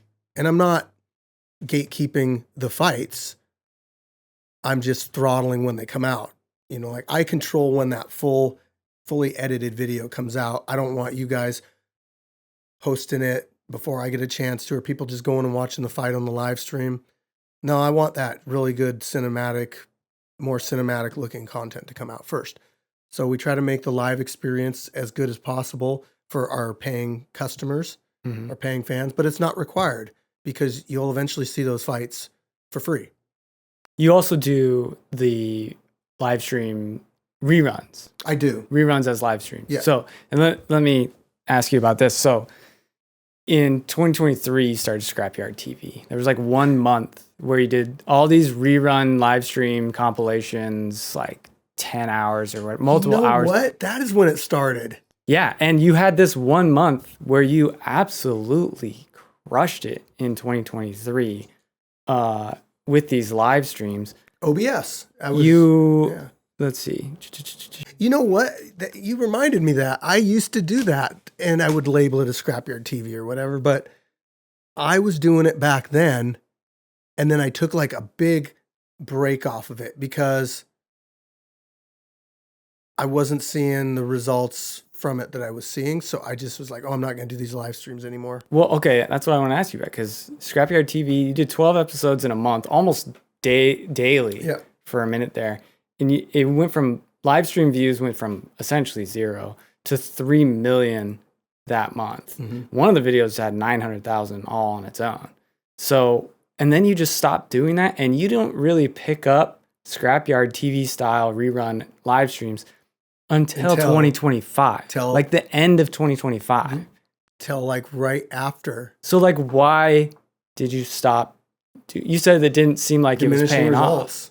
Just it wasn't like you would go on there and you just wouldn't see any views. It's like, I'm not going to live stream for 5 people. So you just saw them dwindle over time. Yep. And so. But you didn't try for that long. 12 episodes. Yeah. So like going through your stats. I deleted some of them too. Going through your stats, what I observe. This is really quick. This is for anybody doing YouTube. Don't delete your videos. If you get a video that has 100 million views and you delete it off your channel, you just lost 100 million views off your channel. Now you can see it in the analytics, but if you go to like Social Blade, it's going to look like this. Yeah. And it's I noticed a few of those Yep. for you. Yeah. Yep. There's a couple where I like, oh shoot, I deleted, this video for whatever reason. So you do these live streams. It seems like it gives you a huge boon. You gain a ton of subscribers during this time, all the views, and then you stop and you start working on something else. And then you go into shorts. And you have all the success in shorts, your long form arguably takes a hit. And then you kind of start focusing on live stream again, and shorts and long form seem to take a hit arguably. And so it seems like I would say that my shorts are doing okay.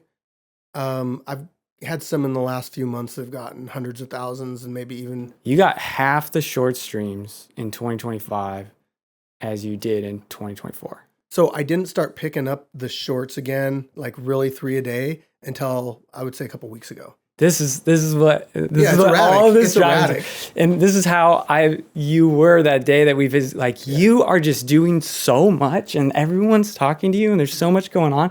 And I know from my own experience, when you're a YouTuber, it's like everyone's telling you like you should be on Facebook, you should be doing live streams, you should be doing shorts, you should be on Instagram, you should be doing, and it's so easy to get distracted. And from what I observe is like you're doing everything by yourself. And you only have so much attention, and you're just shotgun blast on this, shotgun blast on, like this is doing really well, but I'm blind to it because now I'm focused on this.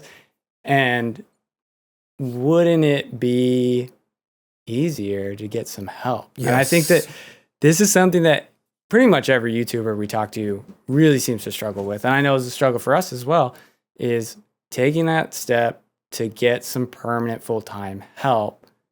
And People just don't want to do it. Creatives just don't want to do it. They're afraid to do it. They don't want to hand over control. They feels like creative control to some extent, or like just control just the money in general. That it would cost to hire somebody. Exactly, a fear of the investment, which from experience comes back. Because I've hired people to do shorts in the past, and they weren't really what I wanted, and they weren't great, and like I'm paying for all these shorts, and then it would require me like sending them the videos and stuff, and that was a little bit tough. Was it a contractor? Yeah, it was like a Fiverr, whatever. Fiverr, yeah. Something like that, but it just wasn't.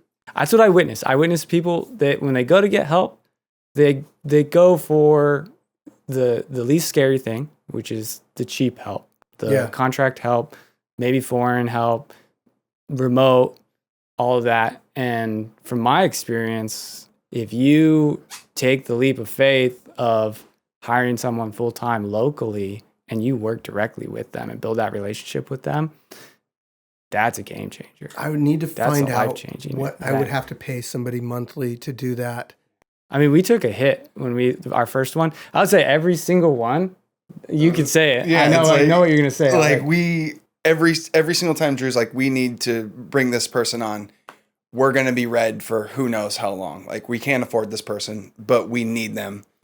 We would hire this person, and that very month, we would see an instant change from something. And then we wouldn't even end up red.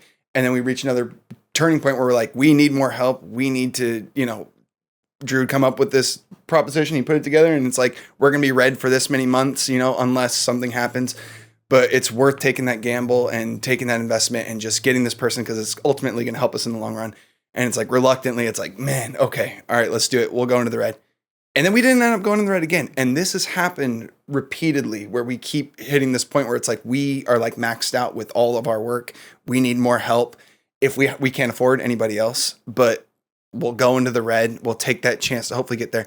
And somehow it just pulls through every single time. And we got a team of 5 guys locally who all come to this office and they work. And is it constantly progressing upward? Like, yeah, I mean, we have slumps, but then we break it down. Doing better than it was. Yeah. Okay. I mean, because we have more help to pump out more content or put more focus here, and someone's focusing here, another person can focus here, and another person can focus here, as opposed to one person like Drew just like having to just manage all of it. It all becomes more manageable. And once it becomes more manageable, then you can expand a little bit more and expand a little bit more, because people You're are not taking stretching yourself out. Exactly. I mean, it hurts because our payroll is like over $500,000, but we also broke $1 million in 12 months last month for the first time. So, I mean, our expenses are up there, but I mean, we're profitable and it's growing. It's growing. And really, I just constantly think of us in a growth phase. I want to be profitable, of course, but I'm not crazy worried about maximizing that profit. Yeah. I want to grow. Yeah. Mm-hmm. And we never would have reached those amounts if we didn't just take that risk and that gamble. And, putting together, Drew puts together this job application and not the application, but the whatever the heck listing, the post, and just explaining everything that we need to do. And the way that he fine tunes it is send us a video with this interview. And it narrowed out all the people that are just pumping out interview or pumping out their application, people just knocking them out. The people that really read it and see this, they're going to take that extra effort. And then you've already narrowed your amount of people that are willing to be good, because these people are like, I'm going to make that extra effort to make this video for this job application. And you end up finding someone who's dedicated and really wants the job. I got that idea from a friend, and it's been invaluable. We went from getting 800 subscriptions for an editor or applications for an editor to 3. Yeah. Mm-hmm. And so it's the people that are the most hungry. To sift through 800. Exactly. You and you can tell if they care. They wouldn't. They're not going to take the time if they don't care to make a video. Yeah. And it's different when you're reading someone's stuff on a piece of paper as opposed to seeing this person talking and sharing what their skill qualifications are. And you're like, you can get a good reading on someone. And it's like, okay, let's meet this person in person and see what they feel like in person too, and go through several, actual interviews. Mm-hmm. And then it just, you end up finding someone who's just right for the job. And we've made bad hires, but you know, you swap them out. And you learn. You're like, oh, I should have taken this into consideration. Like those gut feelings always, they're there for a reason. Yeah, I've gotten some of those before, and that's why I've been apprehensive about signing deals. A gut feeling, you know. Yeah. I think you got to go all in, though. You got to hire a full-time local person. That's my number one piece of advice for anybody. It's like, don't hire someone remote. Oh, one thing that you guys mentioned about growing, go look at my intros from like 2020. I was watching one this morning. Oh my gosh. Yeah. It's like really drawn out too. It's not just that, but it's like, hey everybody, I'm fire chicken at the scrapyard, you know, like right here, and these fighters are getting in here, and like I couldn't remember their names because like I'm on the spot, you know, and I got the camera pointed at me, and it was so bad. Me putting my arms up and stuff, like it was just so unnatural, and you could definitely tell that I was not comfortable doing that. But I was proud of what we were putting together, and I wanted to be like involved in the sense that I want to be on camera. And the comments were horrible.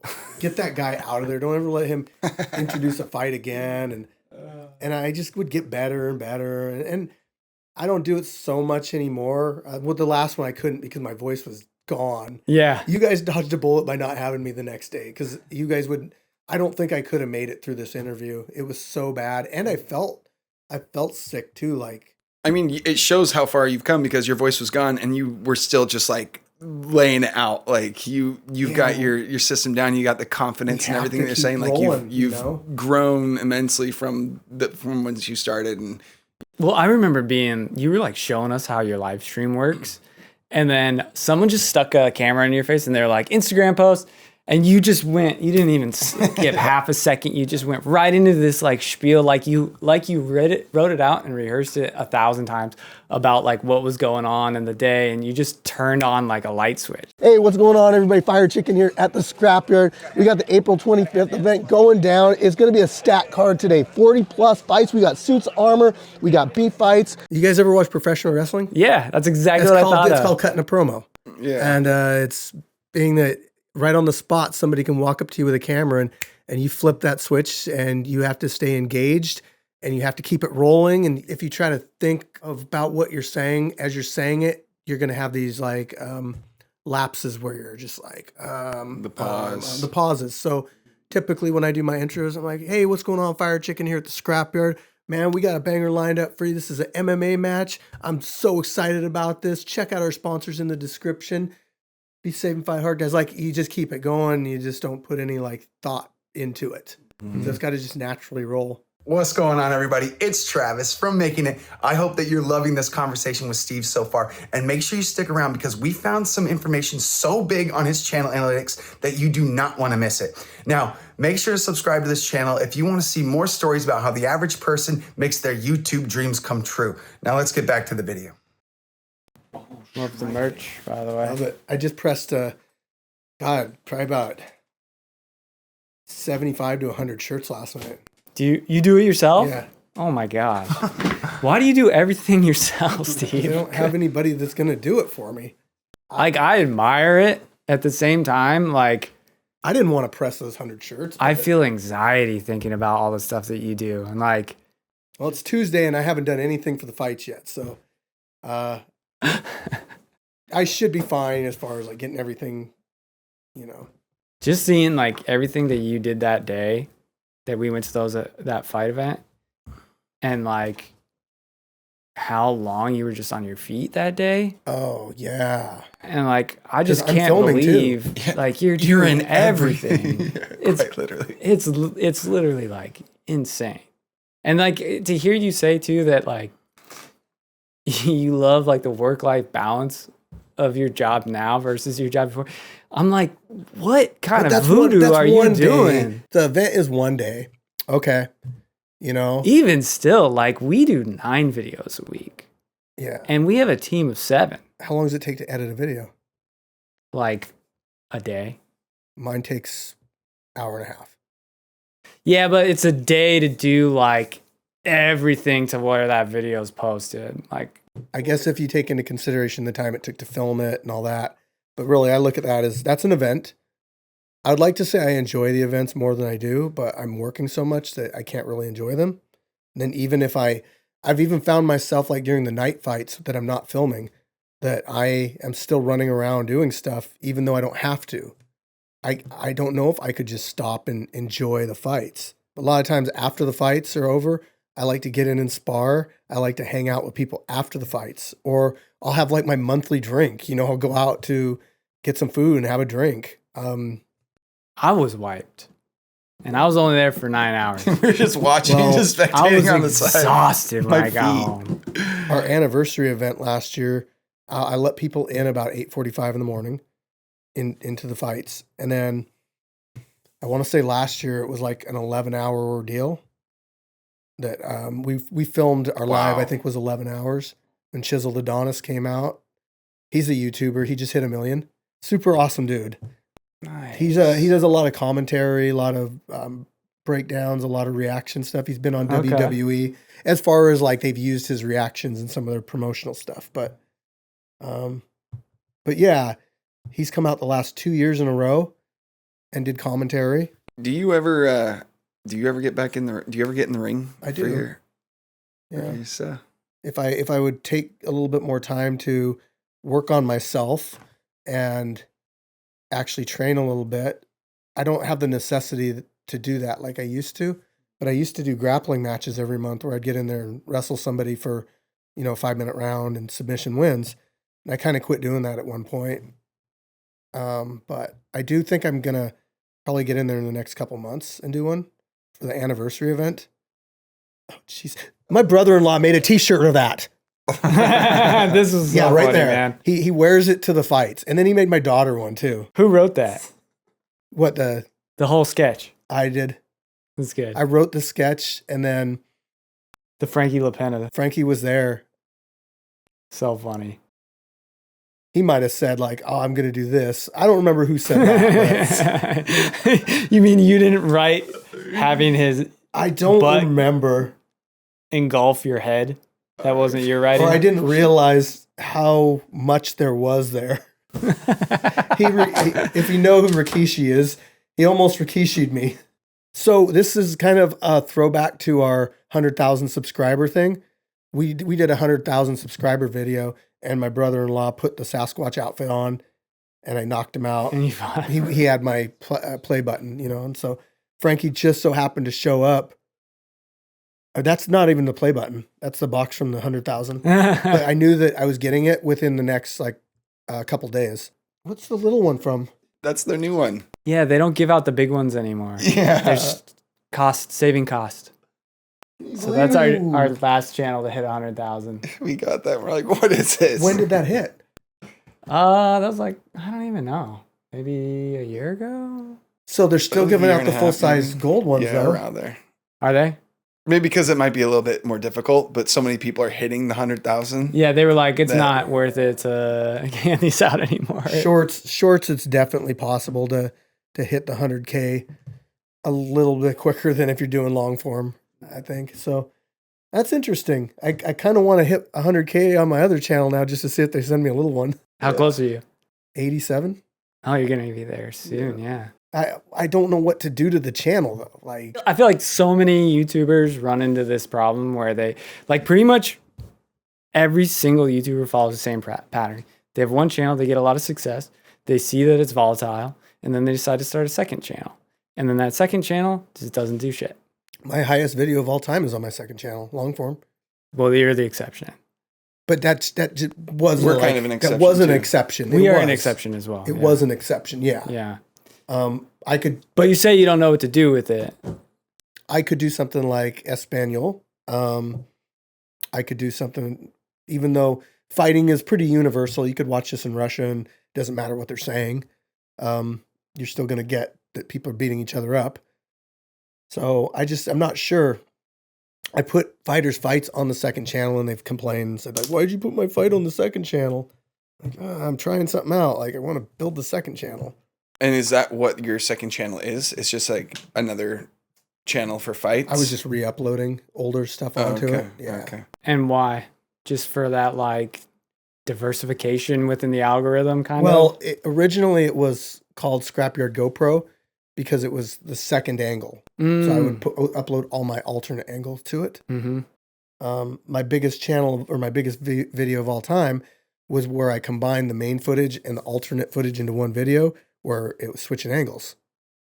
And I put a little bit more production value into the making of that video, and it was a really good fight, and it turned out, I think it's like 6 mil around there views long form. But what other ideas have you had for like a second channel? Because I think, like I said, so many YouTubers go through this. Like, curious to hear like what you've run through in your head of like how to do a second channel. I'm already stretched pretty thin on like what I do now, so it's like if I had a good idea and kind of dedicated that idea towards that channel, but I had somebody else do it. Like I've tried getting my kids to be like, hey, you should put some content on here. And it's like handing the keys to a car, you know, like what I said before. My son, he's done some stuff with his own YouTube where he's taken some footage from our fights and that kind of stuff, you know, but I think he kind of wanted it like his own channel to build up. But you got to stay dedicated to it. You got to keep pushing. It's hard to just stay consistent. Yeah. So one thing I want to talk about, when we were at the fights and I talked to your wife, I was explaining to her the concept of our channel and like why we do it. And then she goes, are you going to tell us why revenue's down? Like very like confrontational. And I took that to heart. I was like, oh man, like she's very blunt. I was like, yeah. I feel like man, I should try to figure this out. Like why? Because so I know that your revenue's been down since 2025. But I supplemented it with Facebook. But that doesn't mean I don't want to fix that. So I did a deep dive into your content. So Drew's really good when it comes to analytics and stuff. I am not. Like he's me either. I'm like, I just see it all and I'm overwhelmed. But Drew's like, oh, let's figure out, breaks it down really nice. So props to you for giving us access to your analytics. Like I've not never a done lot that of before. people are eager to do that, especially revenue analytics. So I appreciate it. And I didn't take that lightly. I feel like I want to like give you value for like trusting us essentially. So I did my best to take a deep look and try to understand like why is your YouTube revenue down. So let me paint a picture here. 2024 to 2025, your revenue's down by about 2.5x. Yeah. Pretty significant amount. And if you dive into the month-to-month revenue, we see right away that the problem started right in January 2024. Yes. You go from December and January, it's like cut in half almost, or maybe more than half, and then it just stays down there. And it's like, what happened in January? Do you have any theories or ideas? I mean, I know that at first I thought it's January, of course. YouTube always takes a dive in January because all the people doing the advertising are not paying as much in January. Yeah. But then it was like, why isn't it picking up? Usually there's certain months where it's like, hey, it always does good in whatever Fall's December. good. Oh my gosh, December's like really, it's always a good month, right? Yep. And I was just like, man, I don't know what to do. I tried different things. I think I don't remember. So let me ask you something. If this rings any bells, did you make any changes to anything having to do with mid-roll ads in 2025, in January of 2025? So I have mid-roll ads. I don't, okay. I always have it marked. Mm-hmm. Do you remember making any switch into how you were doing that in any way, shape, or form? There was one thing that I had my YouTube coach told me, and they said, there's a thing you can check. And I don't remember when this was. This might not have anything to do with what we're talking about. He said, there's one thing that you can check, and it opens up advertising to all tobacco and alcohol and gambling.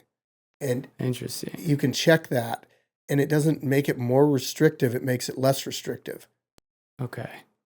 But again, I don't remember when Huh. I had that. That's interesting. You guys Okay. might want to check yours and see if you have it checked or not. Well, we don't do mid-roll ads because we make music for relaxation. Oh, so it's kind of antithetical to what we do. Yeah. So makes sense. this was a learning experience for me to go into your analytics. So let me walk you through how I went down through like trying to figure this out. So we knew that your revenue was down. So you make money primarily from watch page ads, which is different than us. Most of our money comes from YouTube Premium. You make it through watch page ads, which is directly linked to views, right? The number of views is the most important statistic theoretically for your channel. So I looked at views compared to revenue. There's no correlation. Like views can be way up, revenue can be down. It's all over the map. There's no correlation. In fact, your views took a significant drop in early 2024, like 8 months before your revenue dropped. So I'm like, what the hell is going on here? That doesn't make any sense. And then your views have been consistent to up since then. So like in 2025, you have more views and I'm just talking long form right now because that's where all your revenue comes from. So your views were up in 2025 on a month-to-month basis. They started to creep up. So it's like, why could that be? So then I just started looking around at the different analytics compared to revenue. I'm like, one of these analytics has to correlate with revenue. Yeah. So I looked at, there's views, doesn't correlate. Then we go to watch hour. It fits perfectly. Okay. It's the exact same graph, So revenue was tied to watch hours. 100%, which makes no sense to me in this moment when I'm looking through this. I'm like, why? How could that be? Okay, so that would make sense. Like that's for us because we're premium based, so that you get paid by the minute that premium viewers are watching. So for us, our watch time is correlated perfectly with our revenue. But for you with watch ads, that didn't make sense to me. So I went a little deeper and I looked at, okay, let's just, because I'm trying to figure out what's going on, let's look at watch hours on per device. And you can see that you're heavy TV, right? And TV watch hours in January drop off the map completely. Like the other devices, relatively unchanged. You look like you're realizing something. Something that you're thinking? There could have been, I'd have to go back and look at my videos, but I was starting to use music in the beginning of the videos, and I don't test my videos on a TV. There could have been some audio that might have been like too much for people. Like it might have been too droning or something to where people just didn't like it when they clicked on the video. Because I get into these routines where I put my videos together and I have a template, like I said, and I'll edit that way and I'll edit that way. I'll edit that way until I don't anymore, until I change some stuff up, you know. And maybe I put some music in there that was too loud at the beginning, and people on TVs, it's like blaring and they're just like, I don't like this. So this is my same thought.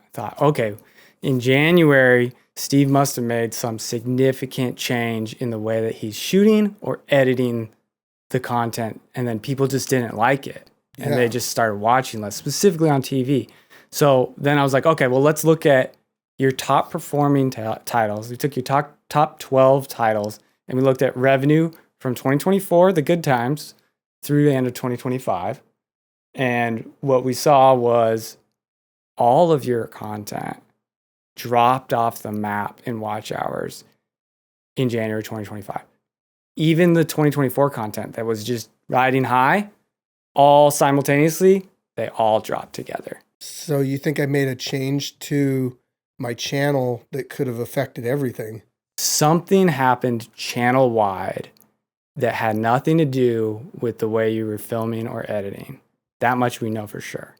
So I thought, oh, man, like I'm trying to figure out Like a setting. I'm still like, okay, we know this is a red flag.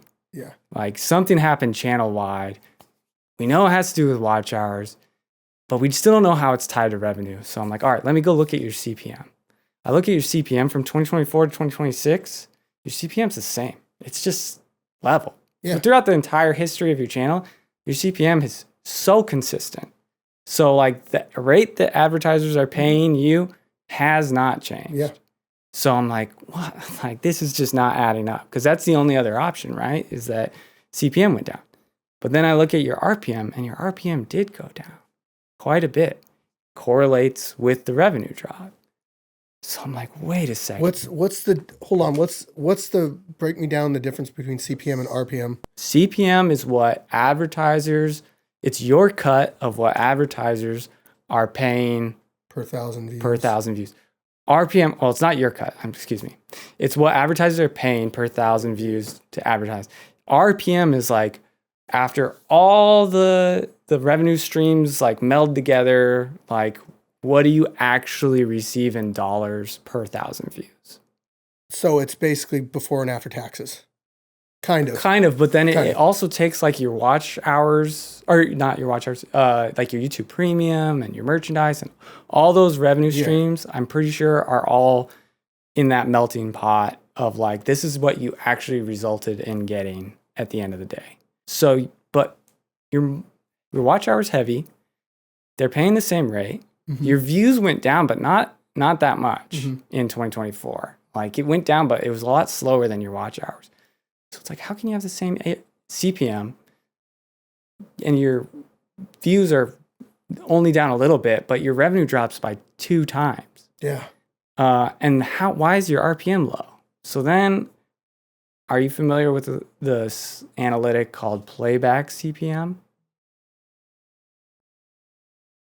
No. I wasn't either. And again, we don't do mid-roll ads, so this doesn't apply to us. This is what I've learned. Playback CPM is basically, so if I watch your content and you have one ad at the beginning, then your CPM reflects what advertisers pay for me to see that ad. And if there's mid-roll ads and now I watch 2 ads, then playback CPM is the combined rate of my one view for having seen 2 ads now. If I watch 3 ads, now my CPM, that's 3x. Your playback CPM is like all of them combined. So you're saying that the more spots you put in there for ads, the more negatively it affects you? No, the opposite. So you're getting paid like at the same rate, but you're getting paid twice or 3 times or 4 times, however many ads they watch per video. Yeah. So it only counts, it doesn't change your CPM. It only changes your playback CPM. It increases significantly. So it's a much higher number if you have mid-roll ads. So, but we can see your playback CPM, if you overlay that on top of revenue, now we have a direct correlation. Your playback CPM drops like a weight. So what that tells me is that your watch hours are down, your views aren't down, your CPM's not down, but your revenue's down because people are watching less long per video, significantly less long, and they're not being served as many mid-roll ads. And this is where you're losing revenue. And I confirmed that by going and looking at your average view duration. Your average view duration in 2024 was 14 minutes and 44 seconds. Your average view duration in 2025 drops 58% to 6 minutes and 5 seconds. So let me brainstorm here really quick. If I do a fight and it ends in 2 minutes and I edit a video and it's only a 4-minute long video and I can't even put mid-rolls in it, is that negatively impacting me? Or should I be creating content that's longer? For you, yeah, since your watch page ads and your mid-roll ads is the majority of your revenue, it only matters if you get less mid-roll ads. So your content does the more mid-roll ads you have, the better off you are. I wondered if your watch, your runtime, your average runtime changed from 2024 to 2025. And it did, but it's only down like 5 to 10%. So that doesn't account for it. But your average view percentage hit an all-time low in January 2025. So this is the percentage of your videos that people are watching on average, dropped to 11% suddenly in January from like, you were at like 30+% consistently before that. And then you hit 11%, which is an all-time low for your channel. And looking at by device, TV viewership went from 25 minutes to 4 minutes and 36 seconds. So this tells me something significant about your mid-roll ads changed and resulted in people watching less long. That's the only explanation. What can you change about your mid-roll ads? So, well, I looked, I remembered there were some mid-roll ad changes that happened in 2025. So I looked it up and they did a lot of changes in 2025. I'm not sure if they were in January, but I know they did a few things. One of them is they started offering automated mid-roll ads. So you didn't have to manually place them anymore. Yep. So that, and then what they also did is they, unless you opted out, they went back and changed everything in your catalog. All the mid-roll ads that you manually placed got replaced with automated mid-roll ads, unless you checked the box to opt out. That happened some point in 2025. And what they did is they said the big thing that they were going for was they were trying to get automated mid-roll ads to land in natural breakpoints, pauses in the action. It specifically said at some point, I think like not in the middle of a fight scene, for example. But if the two people are standing there and they're not doing anything, it might think this is a pause. Well, what I'm wondering is like, I'm just trying to put myself in the shoes of the viewer. If a mid-roll ad happens in the middle of a fight, I want to see the conclusion of that fight. So I'm going to stick around till the end. Yeah. But if YouTube goes, no, let's let you finish the first fight, and then we'll put an ad break right at the end of the first fight. It's like, okay, well, I've had my resolution to this fight. I don't want to stick around. I'm going to go watch something else. Like if you put one towards the end when you already know who won, and you get a break right before they raise the guy's hand. I'm 10 times more likely to click away. Yeah. I don't care. I already know. I saw the guy tap the other guy out. I know who won. Why do I need to sit and watch an ad now? Yeah. So I don't know if you were manually placing ads before or if you were just letting it do the timed ads, because that's what it was doing before. It was just like every X number of minutes, I'll put an ad right here because it wasn't smart enough to do anything else. So I don't know which it was, but either way, my only guess is that your ads were landing in the middle of fights and people would stick around and watch that fight, the end of that fight. And then YouTube changed their mid-roll ad algorithm and they started putting them in fight breaks. And people are now 2.5 times more likely to click away than they were before. That's the only explanation I can draw. What I'm going to probably do tonight is I'm going to dive into my probably November, December videos and maybe look at the settings that I have, the ad breaks and that kind of stuff. But those changed too. Remember, those watch hours went down too. Your whole catalog changed. And you can't opt out of it now?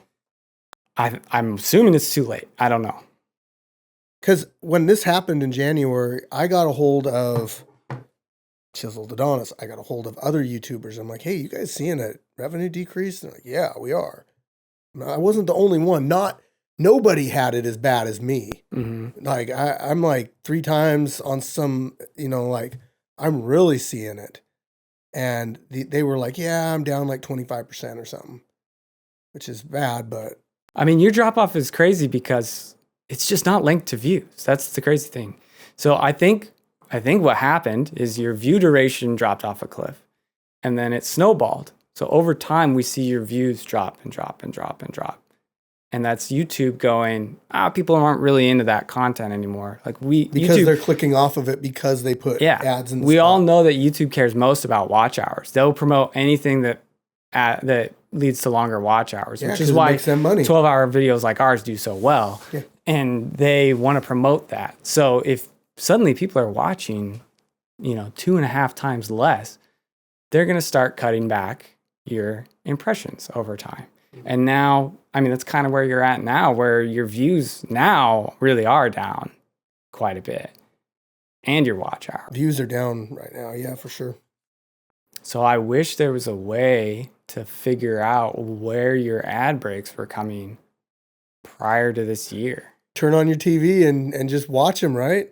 No, but again, they've changed. They've all been changed. That's my theory. Oh, right.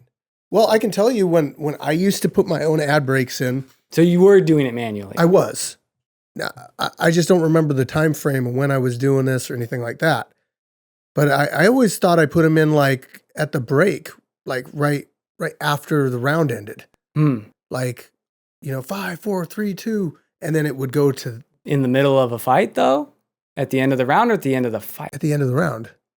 Maybe that's the difference. Yeah, I was going like the end of round 1, the end of round 2. Maybe they're falling at the end of the fight for your longer videos. That would be horrible. That's a horrible place. I don't know. Right. Something for sure changed though about the So mid-roll can you ads. manually put in where you want them now? You still can, yeah. As far as I understand it, yes. So you'd probably just have to turn off automatic mid-roll ads Mm-hmm. and put in on that just I haven't had that manually checked place off them. for a long time.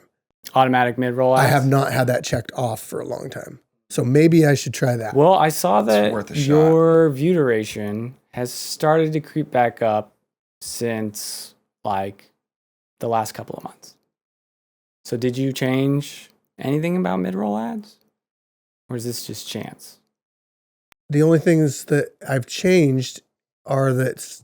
Oh, you know what I was trying to do? I was trying to extend my videos a little bit longer so I could put mid-roll ads in them. Because if it's under like 8 minutes, you can't even like specify where you want the ads. Oh, they did do some sort of change, right? Where Yeah, so there was stuff I was trying to do. with videos under 8 minutes too, specifically. I can't remember what it was. So you know what I did last event? Because I know that something was really popular back in the day. I used to walk up to the fighters in between rounds and record the interactions in the corner. And people have mentioned, my fans have mentioned, like, hey, why don't you do that anymore? I love that. I love listening to what the fans say, because if you get just negative, you need to at least take that into consideration. Like, what are they mad about? Sometimes they're mad about stuff that they're wrong about. Like, oh, that was a horrible mismatch. You don't understand how matchmaking works. Okay. Hey, I don't like how you guys don't show the in-between round stuff. That's something I can fix. It's more context, it's more content, and it extends the videos out longer. A while back, Street Beefs told me, like, hey, we're doing these videos now where we're putting like 4 fights together in a video and releasing it, and they're doing really good. And I didn't like doing that because I didn't like the fact that it was sort of taking away the individual fighters' time to shine in their video. Because now you've split it up between 4 fights, so 8 fighters. And so I never really got on board with that. But if ultimately it leads to more views, then they're getting seen by more people.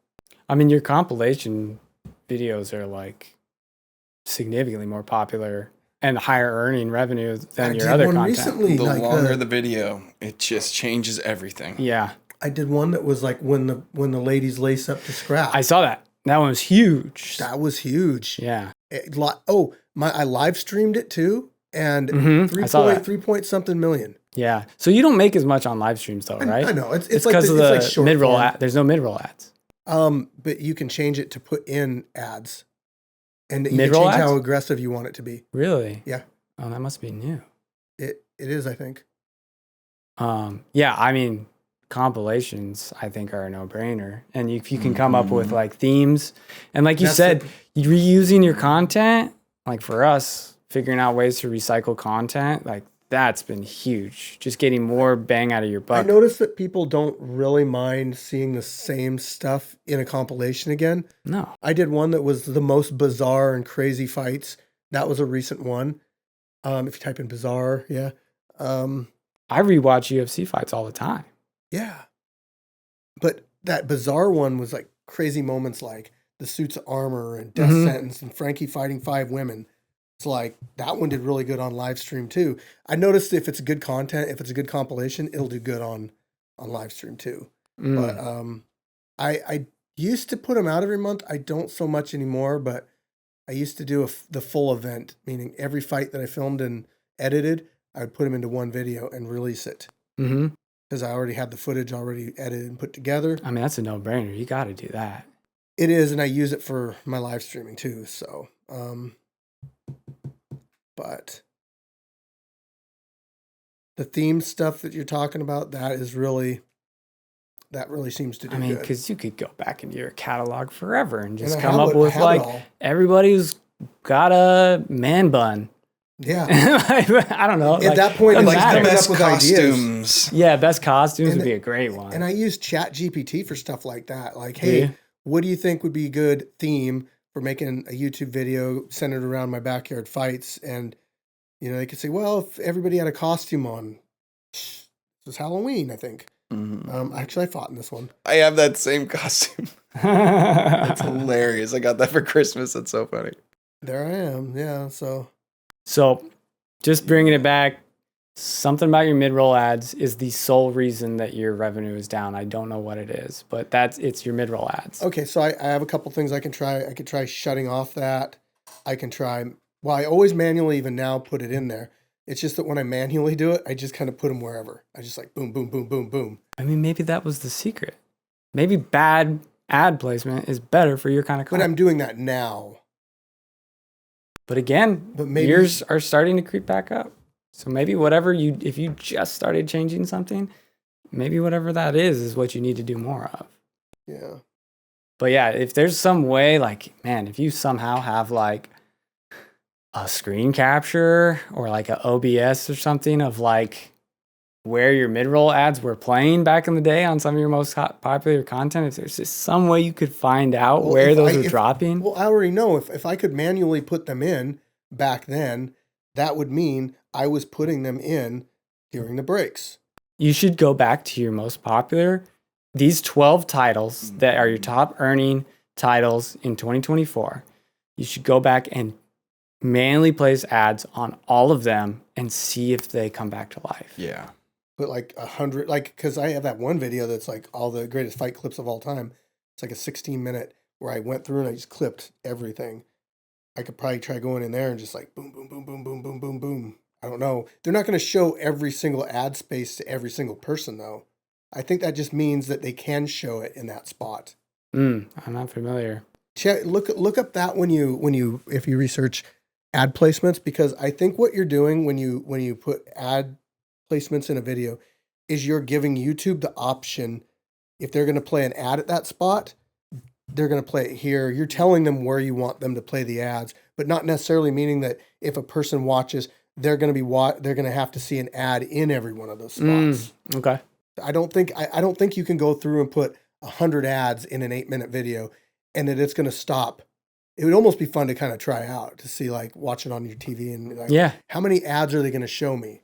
Yeah. I mean, you should probably know, right? Mm-hmm. But this was really narrowing it down because I had absolutely no idea. Like, was it a setting I made? Did I change it from entertainment to sports? I really don't think that matters. I think your YouTube channel is classified what it is. It's classified as a sports YouTube channel, or it's classified as entertainment or podcast. It doesn't matter like what you change it to in each video. YouTube's going to push that to the audience that it thinks it needs to go to. Yeah. But that should be what your takeaway is. Like, go to those 12 videos that were highest earning revenue videos in 2024. Manually place the ads on those 12 videos and watch and see what happens. And then we'll know. Yeah. But at least there's some vindication that it's nothing you did in the way you're making your content. Mm-hmm. But if I do that, do you think YouTube will start pushing those more? Or I think if that, I almost feel like that has to be true. Yes. So if I do my change, right, and then I start sharing them maybe to where I don't even think you'll have to do that because that watch duration will start building. Because we know that that's something to do with it. So if you can mimic the way that it was before, yeah, if you can mimic the way that those ad placements were before, it's got to come back. It has to. Because that view duration will go up and then they'll be like, oh, let's serve this to more people. Like, people are starting to watch this again. It's having a moment. Yeah. And then that those are like your evergreen titles, and they will come back to life theoretically. Okay. And maybe start manually placing ads on content going forward. And then if you see these titles start popping off, man, start going back every day and do a couple. Yeah, I do manually place now, but as I said, it's random. I just place them wherever. Like I'm not trying to, but maybe. Well, like, apparently it's significant where they go. Seems like that really, really matters. Have you ever watched a Mr. Beast video and all of a sudden the music builds up and then you get an ad? Sure, yeah. What?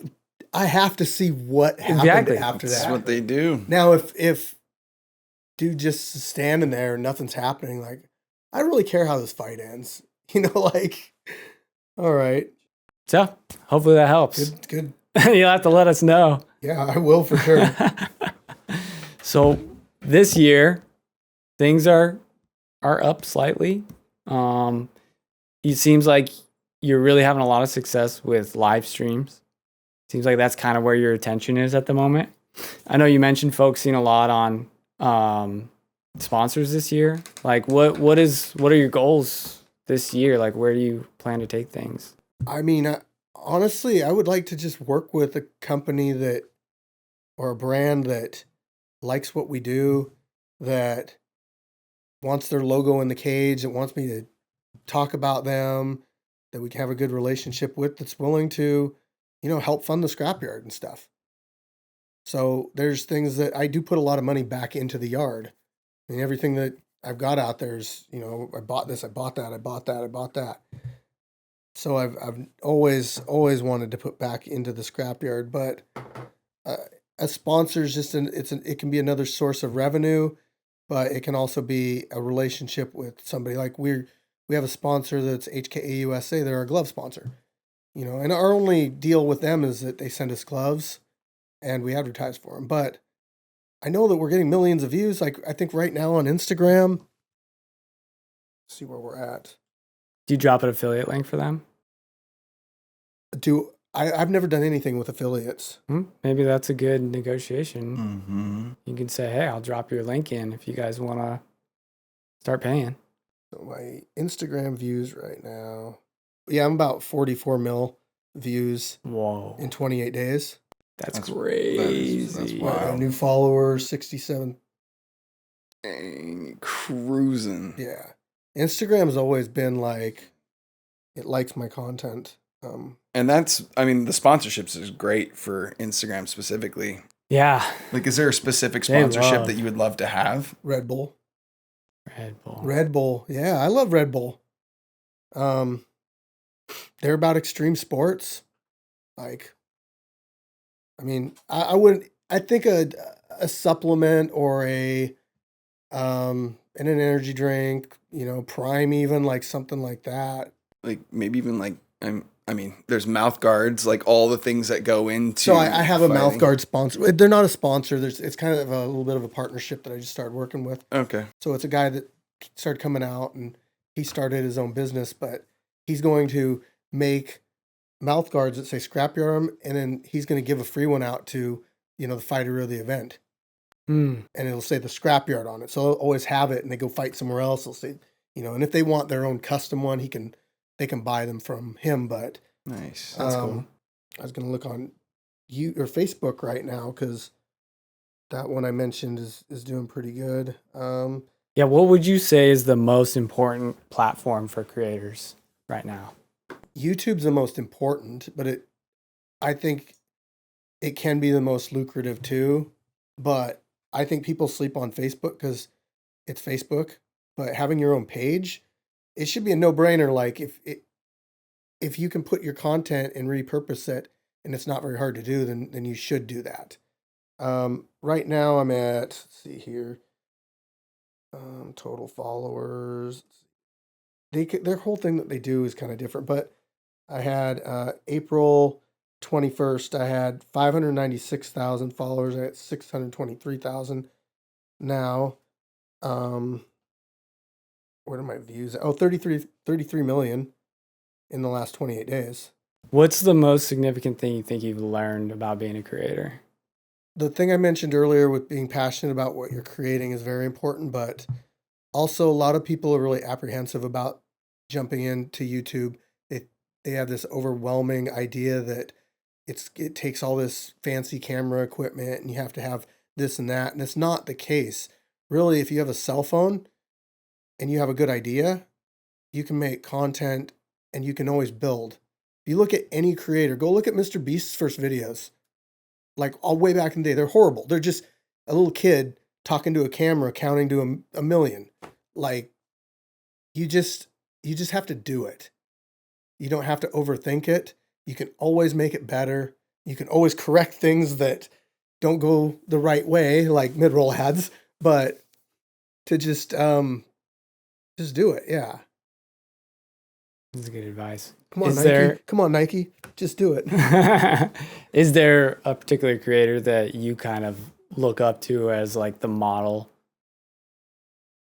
I mean, for my niche, no, but I would say when I first started really getting serious about YouTube, I started to research how to YouTube because there's no guide to it out there.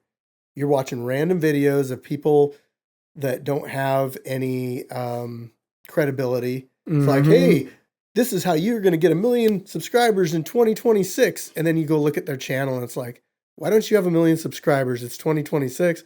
Like, so I would look at people that were already successful. And honestly, I didn't watch a whole lot of his stuff because I think it's focused more towards a younger audience. But Mr. Beast is a genius when it comes to giving people what they want. And what he would talk about in his interviews as far as being obsessed with what you do, how you eat, sleep, and breathe what you do. And people get sick of hearing about it. And that's how you become the best version of yourself and get to where you want to be. But listening to his like kind of inspirational speeches and talking to people, asking him about how he YouTubed and everything, that's what I look up to Mr. Beast for. Do you think of the Scrapyard as a business?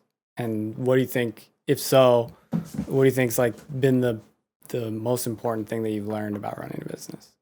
Well, it didn't start out as a business, and I think necessity forces you to learn how to do certain things. And as it's grown, it's mandatory that you treat it like a business. For one, you have your public image. You're now an influencer, whether you want to say that or not. What you say to people, if I go on a post in the UFC and I say, this was a really great fight, like people can agree with me or they don't agree with me, but I still have like a bigger voice because it's still got, it's still like I have influence. So you have to be careful how you influence people. And I don't like to use my influence to push personal narratives on people. I like to keep it, hey, we're neutral on stuff. Everyone's accepted. That's actually one of the reasons why we ended up splitting ways with the other organizations, because they were very vocal about their personal opinions on sensitive subjects. And me personally, I don't believe that our fights that we do have anything to do with that. And I don't feel like people should feel like they have to avoid us because we might feel a certain way and they don't feel that same way. It's like, no, we don't partake in any of that stuff out here. And we understand that people have differences in the way they think and feel and all that stuff. And we just want to accept everybody. We want people to get the most out of our environment, our community that they can, and not feel like they're being pushed away because there's some kind of hidden agenda. Mm-hmm. So using your personal influence in a positive way is something that I feel is very important. I think that's really good advice. Mm-hmm. We've tried to do the same thing. Yeah. I think that's really important. I think too many people fall to that temptation of like, let me use this platform to push something that has nothing to do with my core concepts. Mm-hmm. It's like, keep it about the fights. Yeah. Stay true to your message. Yep. Yeah. And what do you think is one of the greatest challenges of being a YouTuber? Well, being a YouTuber, I mean, depending on where your background comes from, for me. I was a 9 to 5 full-time blue collar worker. And then I got into this, and your life gets completely turned around as far as like how you have to make time for certain things. And it's a big challenge to like learn new stuff. I mean, really, a lot of people get in their comfort zones. I worked for a company for years, and I did have to learn some stuff here and there as I went along, but you kind of had an idea what you're doing on a daily basis. With YouTube, it's like, okay, I want to live stream. Oh, I have to learn how to use OBS. Nobody's going to just like, I mean, I could pay somebody to do it, but I have to learn how to do it. I have to learn how to set up cameras. I have to learn how to do this stuff, at least at the beginning. I feel like you need to figure that stuff out on your own in the beginning. As you get further into it, yeah, you know, you need to devote your time towards other stuff like we were talking about earlier. So there's also a lot of stuff that goes into it, like emotionally on a daily basis with, you know, you've got an audience that's watching your stuff. Sometimes the comments can get to you. Sometimes relationships with the fighters, because you're kind of trying to remain friends with them, but also you're sort of like, you know, I wouldn't say their boss, but I'm the enforcer and the person that runs the community, right? And I have rules and guidelines to be part of that community. We don't accept certain things in there as far as like people bullying other people and whatever. And when I have to make a decision to counsel that person, then but I'm also their friend. How's that look if we're mutual friends and I walk up to you and I treat you like, you know, you work for me, and I have to kind of be like, hey, you can't be doing that stuff anymore. It can have a negative impact on relationships. So, you know, and sometimes we have to get rid of people from the group because they do something that's like, you can't do that here, or they publicly go after me and my family, and so I have to get rid of them. It's like, man, that person was a good friend. Like, they went out with me to my birthday. Like, you know, we've got some good memories, and all of a sudden, like, I got to get rid of them, or it happens.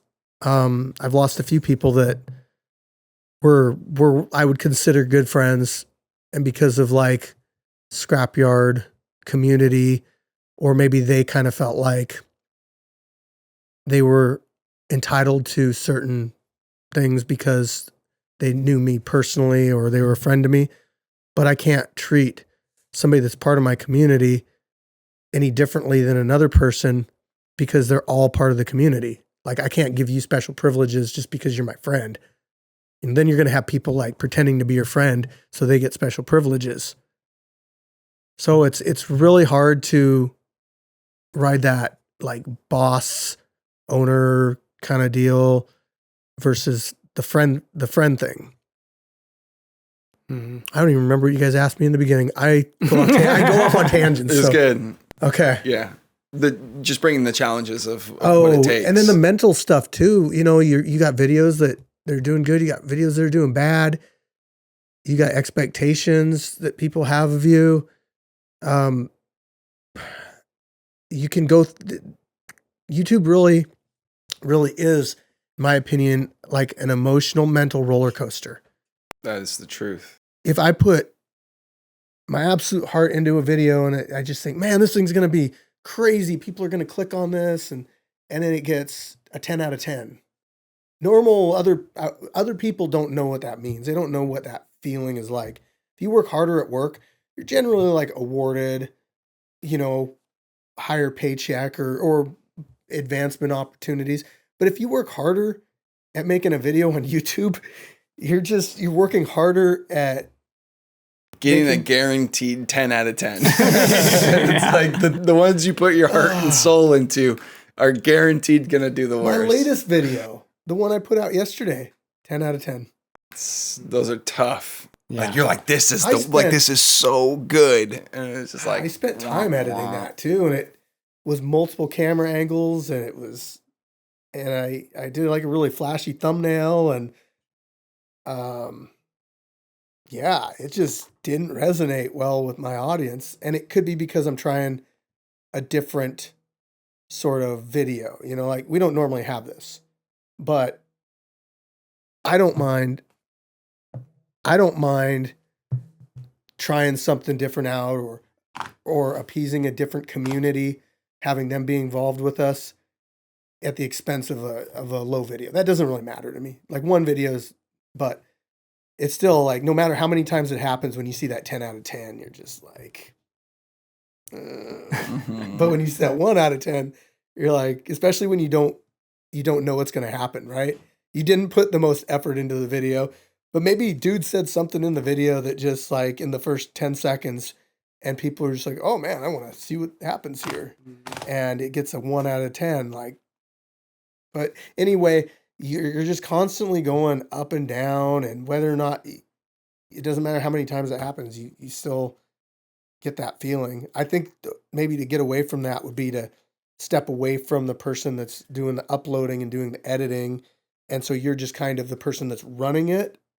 And then, so you're not so concerned about like how each individual video is micromanaging each individual video. Cause I mean, since I am doing everything with the channel, I am constantly, I look at my phone constantly just to see like, oh, I wonder if this one's kicking off right now. I wonder what my Instagram posts have done today. I wonder what my TikTok, which I don't want to get TikTok, but I'm still checking that stuff, even though they demonetized me, which is crazy. You know why they did it? They said I was putting out low quality, unoriginal content. Well, there was somebody that was stealing my videos, and they were putting out my videos on their TikTok. Oh no! Wow. And so I think what TikTok thought was, these are the content creators, the original content creators, and you guys are just putting out similar videos. And even though I talked to real people and everything, I couldn't get like a straight answer out of them. Like, what is it individually that I did? And what about these people that are stealing my video, which I eventually got their stuff taken down, or at least they were forced to make their account private, which I don't know, but it was, and they said, well, you can reapply for the program in 30 days. But what about the money that the money that I made off my videos? Oh no, that's just gone. That just goes back to us. Like, but I made that video and you guys aren't going to pay it to me? Savage. And so TikTok, in my opinion, is just, it's horrible. I wish they would have banned that company here in the United States. I really do. I've lost multiple TikTok accounts. Used to be because of violence, but then TikTok got banned in the United States for like 24 hours. And then all of a sudden now they don't care what's on TikTok, but they don't really honor the copyright, content creator, original content creator thing. And haven't had that problem with, I'm sure you guys looked, but I don't get videos age restricted on YouTube. No, not generally. I thought that would be an issue with your It content, was with the but- IShowSpeed stuff, unfortunately. Oh, really? Yeah, because it wasn't in a ring. But again, we didn't collab with IShowSpeed to get 1 billion subscribers. We collabed with IShowSpeed because who else is going to say they did that? I mean, who else gets a chance to do something like that? So one more question I want to ask you. Who do you look up to most in the combat sports world? People are going to hate me for this. They're going to hate me for this. Who cares? It's you. Yeah. Jake Paul. Really? One of them. Not the most, but I mean, as a promoter, that makes perfect sense. so first off, he knows how to self-promote himself. He knows how to get himself deals. He knows how to work everything. Like, he's just a genius when it comes to like self-promotion. 100%. And he came from the YouTube background. So he had to build his whole thing with his brother from like early childhood. And he's turned himself, and his brother too, Logan too, but they've turned themselves into just completely like I don't know how to describe it. I would say, like, as far as terms of people moving on from YouTube or being YouTubers, they're two of the most known names of all time. They built their name off of YouTube and they've achieved so much. IShowSpeed's another one that's really doing the same thing. he's using like that publicity that he used from building his name, and he's using it to venture off into different things in the WWE, or I really look up to people that make the most out of what they've, created. But, also the promotions out, there's some good promotions out there, BKFC, there's the UFC. I've gotten a chance to meet the owners of both of those. And I mean, it's they put something together that is, above everything else. The UFC is the mecca, the biggest name in mixed martial arts. And, nobody really comes close. BKFC, they're the leaders in bare knuckle fighting. I recently met the owner of Power Slap, Frank, out at Power Slap that I was at in Vegas. So these people are doing something different. And I think that too is like when the UFC first came around, they were so much different than anything out there. Nobody had ever seen anything like that before. Power Slap, nobody's ever seen anything like that before, really. At least not mainstream. There was backyard fights before us, but there's also people that take things to another level. And I believe that we've taken backyard fights to another level, put it on the mainstream. Back in the Kimbo Slice, Jorge Masvidal, Dada 5000 days, they're the originators. And then Street Beefs came around, they made it popular again. They really made it popular. But we've kind of taken it a step above that. It's taking that torch. Yeah, I believe that our professionalism and attention to detail is above anybody else doing the same thing out there. I'd have to agree. And, I asked you what creators you look up to. And for me, I got to add you to my list. Like after deep diving your analytics, getting to know you, going to your event, having this conversation, like just honestly in awe of like, I don't know how you've managed to do it all. It's amazing how well you've grown on so many different platforms and how you've done everything yourself, and just where you've gone in 5.5 years is amazing. And I've learned a ton in this conversation, and I appreciate you taking the time to come out here. Man, that really means a lot. I mean, you guys are already successful YouTubers, and the fact that you said that really does mean a lot. And I really do appreciate you guys having me on here. It means a lot to me on that too. So, it's been a great experience, and hopefully, some of the stuff I said can help people out with their YouTube journey. Definitely will. I think so. Yeah, thanks for sharing all your insights. Thanks for coming out. It means a lot to us for you making the time to come out and hang out with us and inviting us out to see your production in live time. The best. It was wild. Never been to anything like it. I'm really hoping that the documentary that's coming out will really showcase the behind the scenes, and people get a more sense of the community and what goes into the production of what we do. It's not just, hey, they put fights on YouTube, there's more to it than that.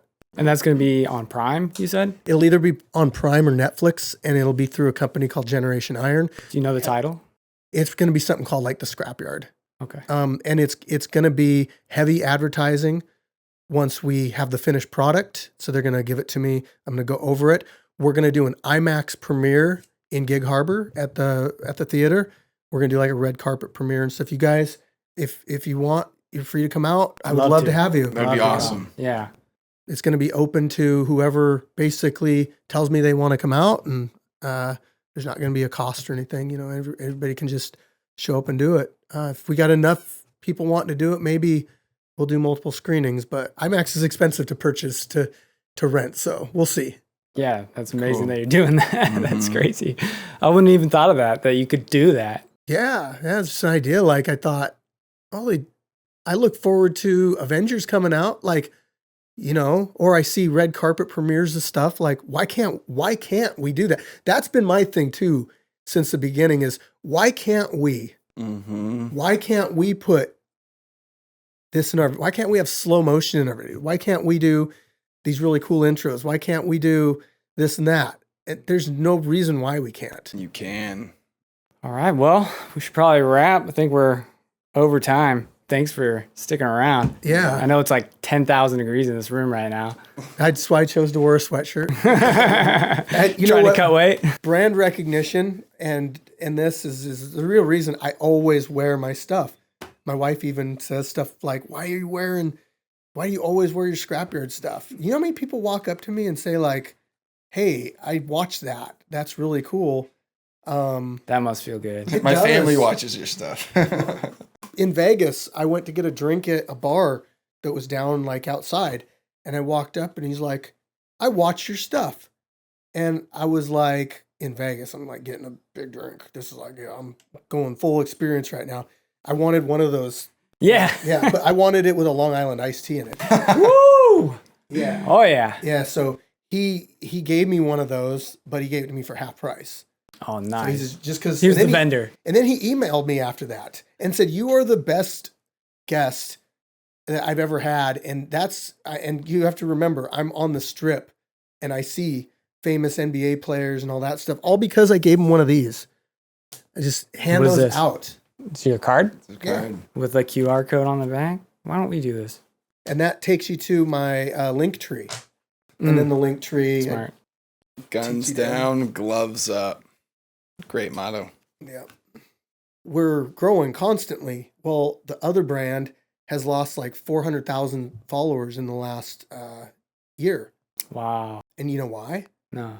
Because they're to the point where they're all about money and they don't care about their audience so much or their community, that if it doesn't make them money, they're not going to invest in it.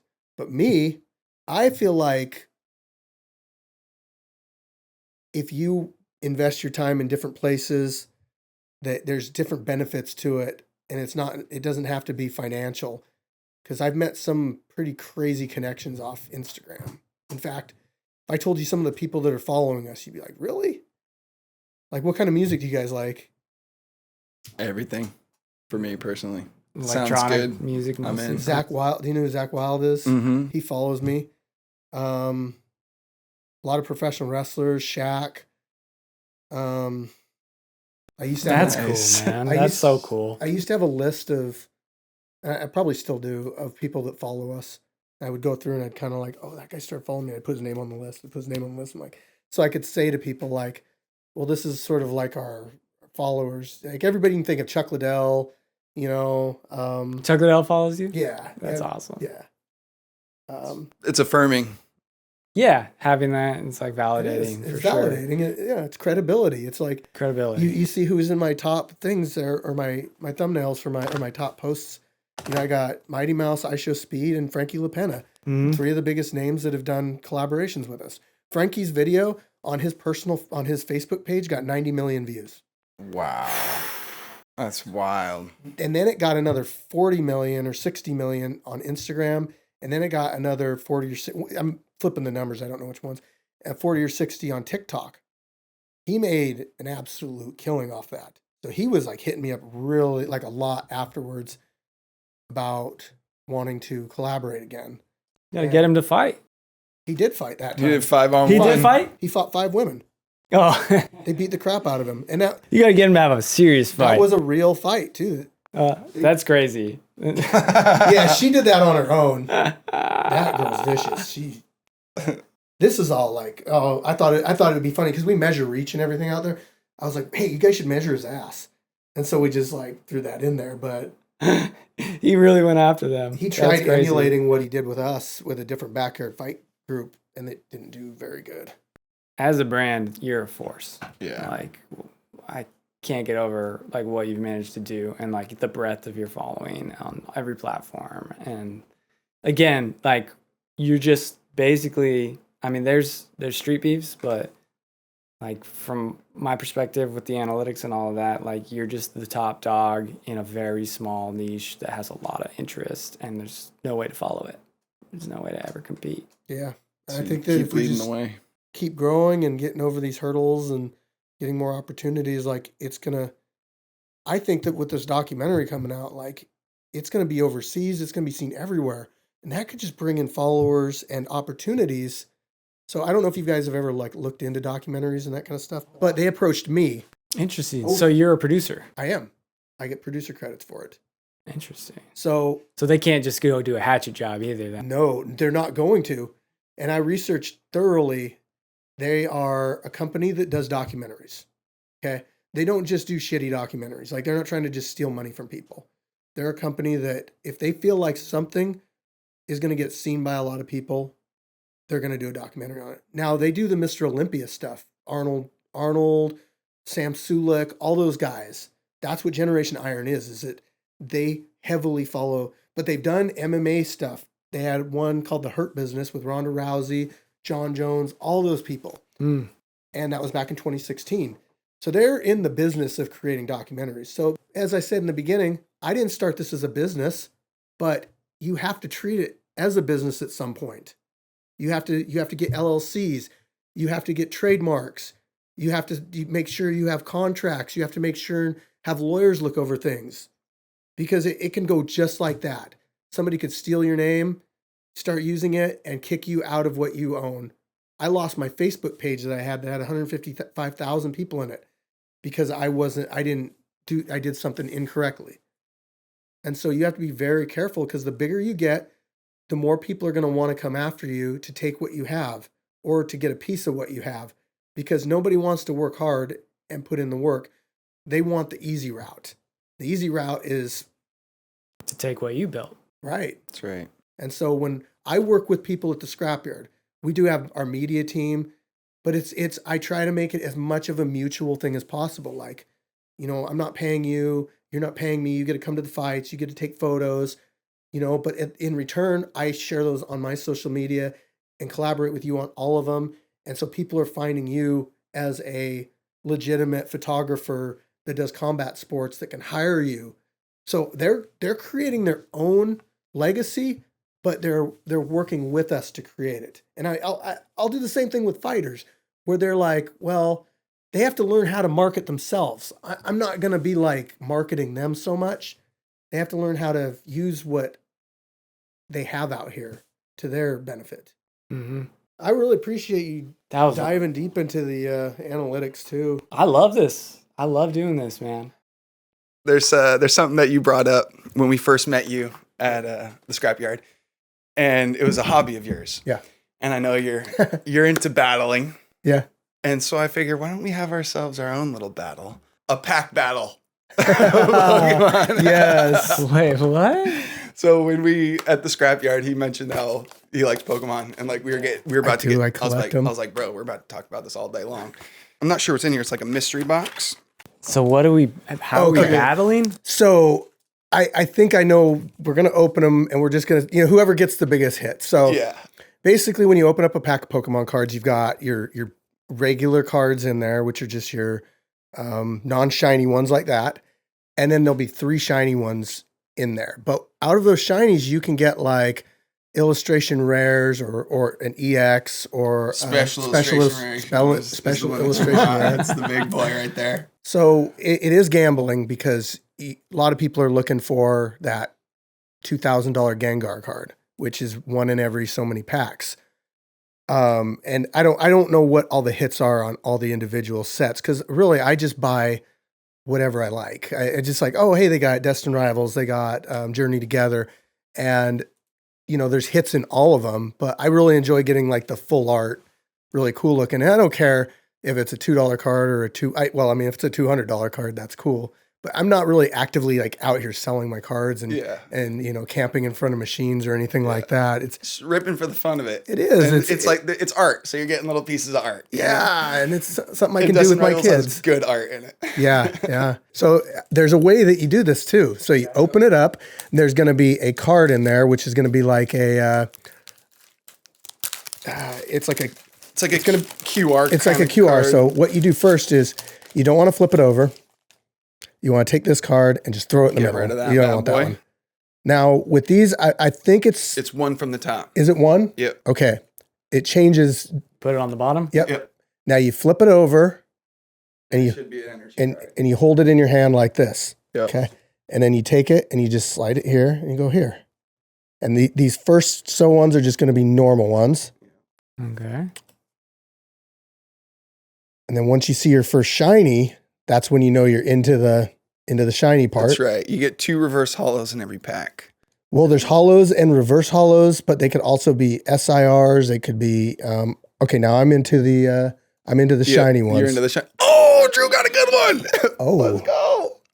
Let's go. Come on. I didn't Drew get won. nothing. You won. Murkrow? Yeah. So this is a illustration rare. Let me see. Solid Let me see card, it, dude. Wow. I'll tell you. So I can tell you exactly what this card is worth because I have an app on my phone. Gorgeous card. Absolutely gorgeous. Right now, that card is worth $3.60 raw. Score. That means that you just pulled it. Now, what Almost people will do is they'll send it out to PSA, and it is worth $91. So just be careful with it. Like if you're gonna hold on to it, I and didn't bring any sleeves. Touch it I with have some in my greasy car. fingers. Okay. so I'll get you a sleeve for that, and you can have your first like Pokemon hit. Solid, dude. That was All right, fun. I'm hooked. Congrats, Drew. Welcome to the hooked. club. And those watching, you could take these numbers here. First dibs. Go for it.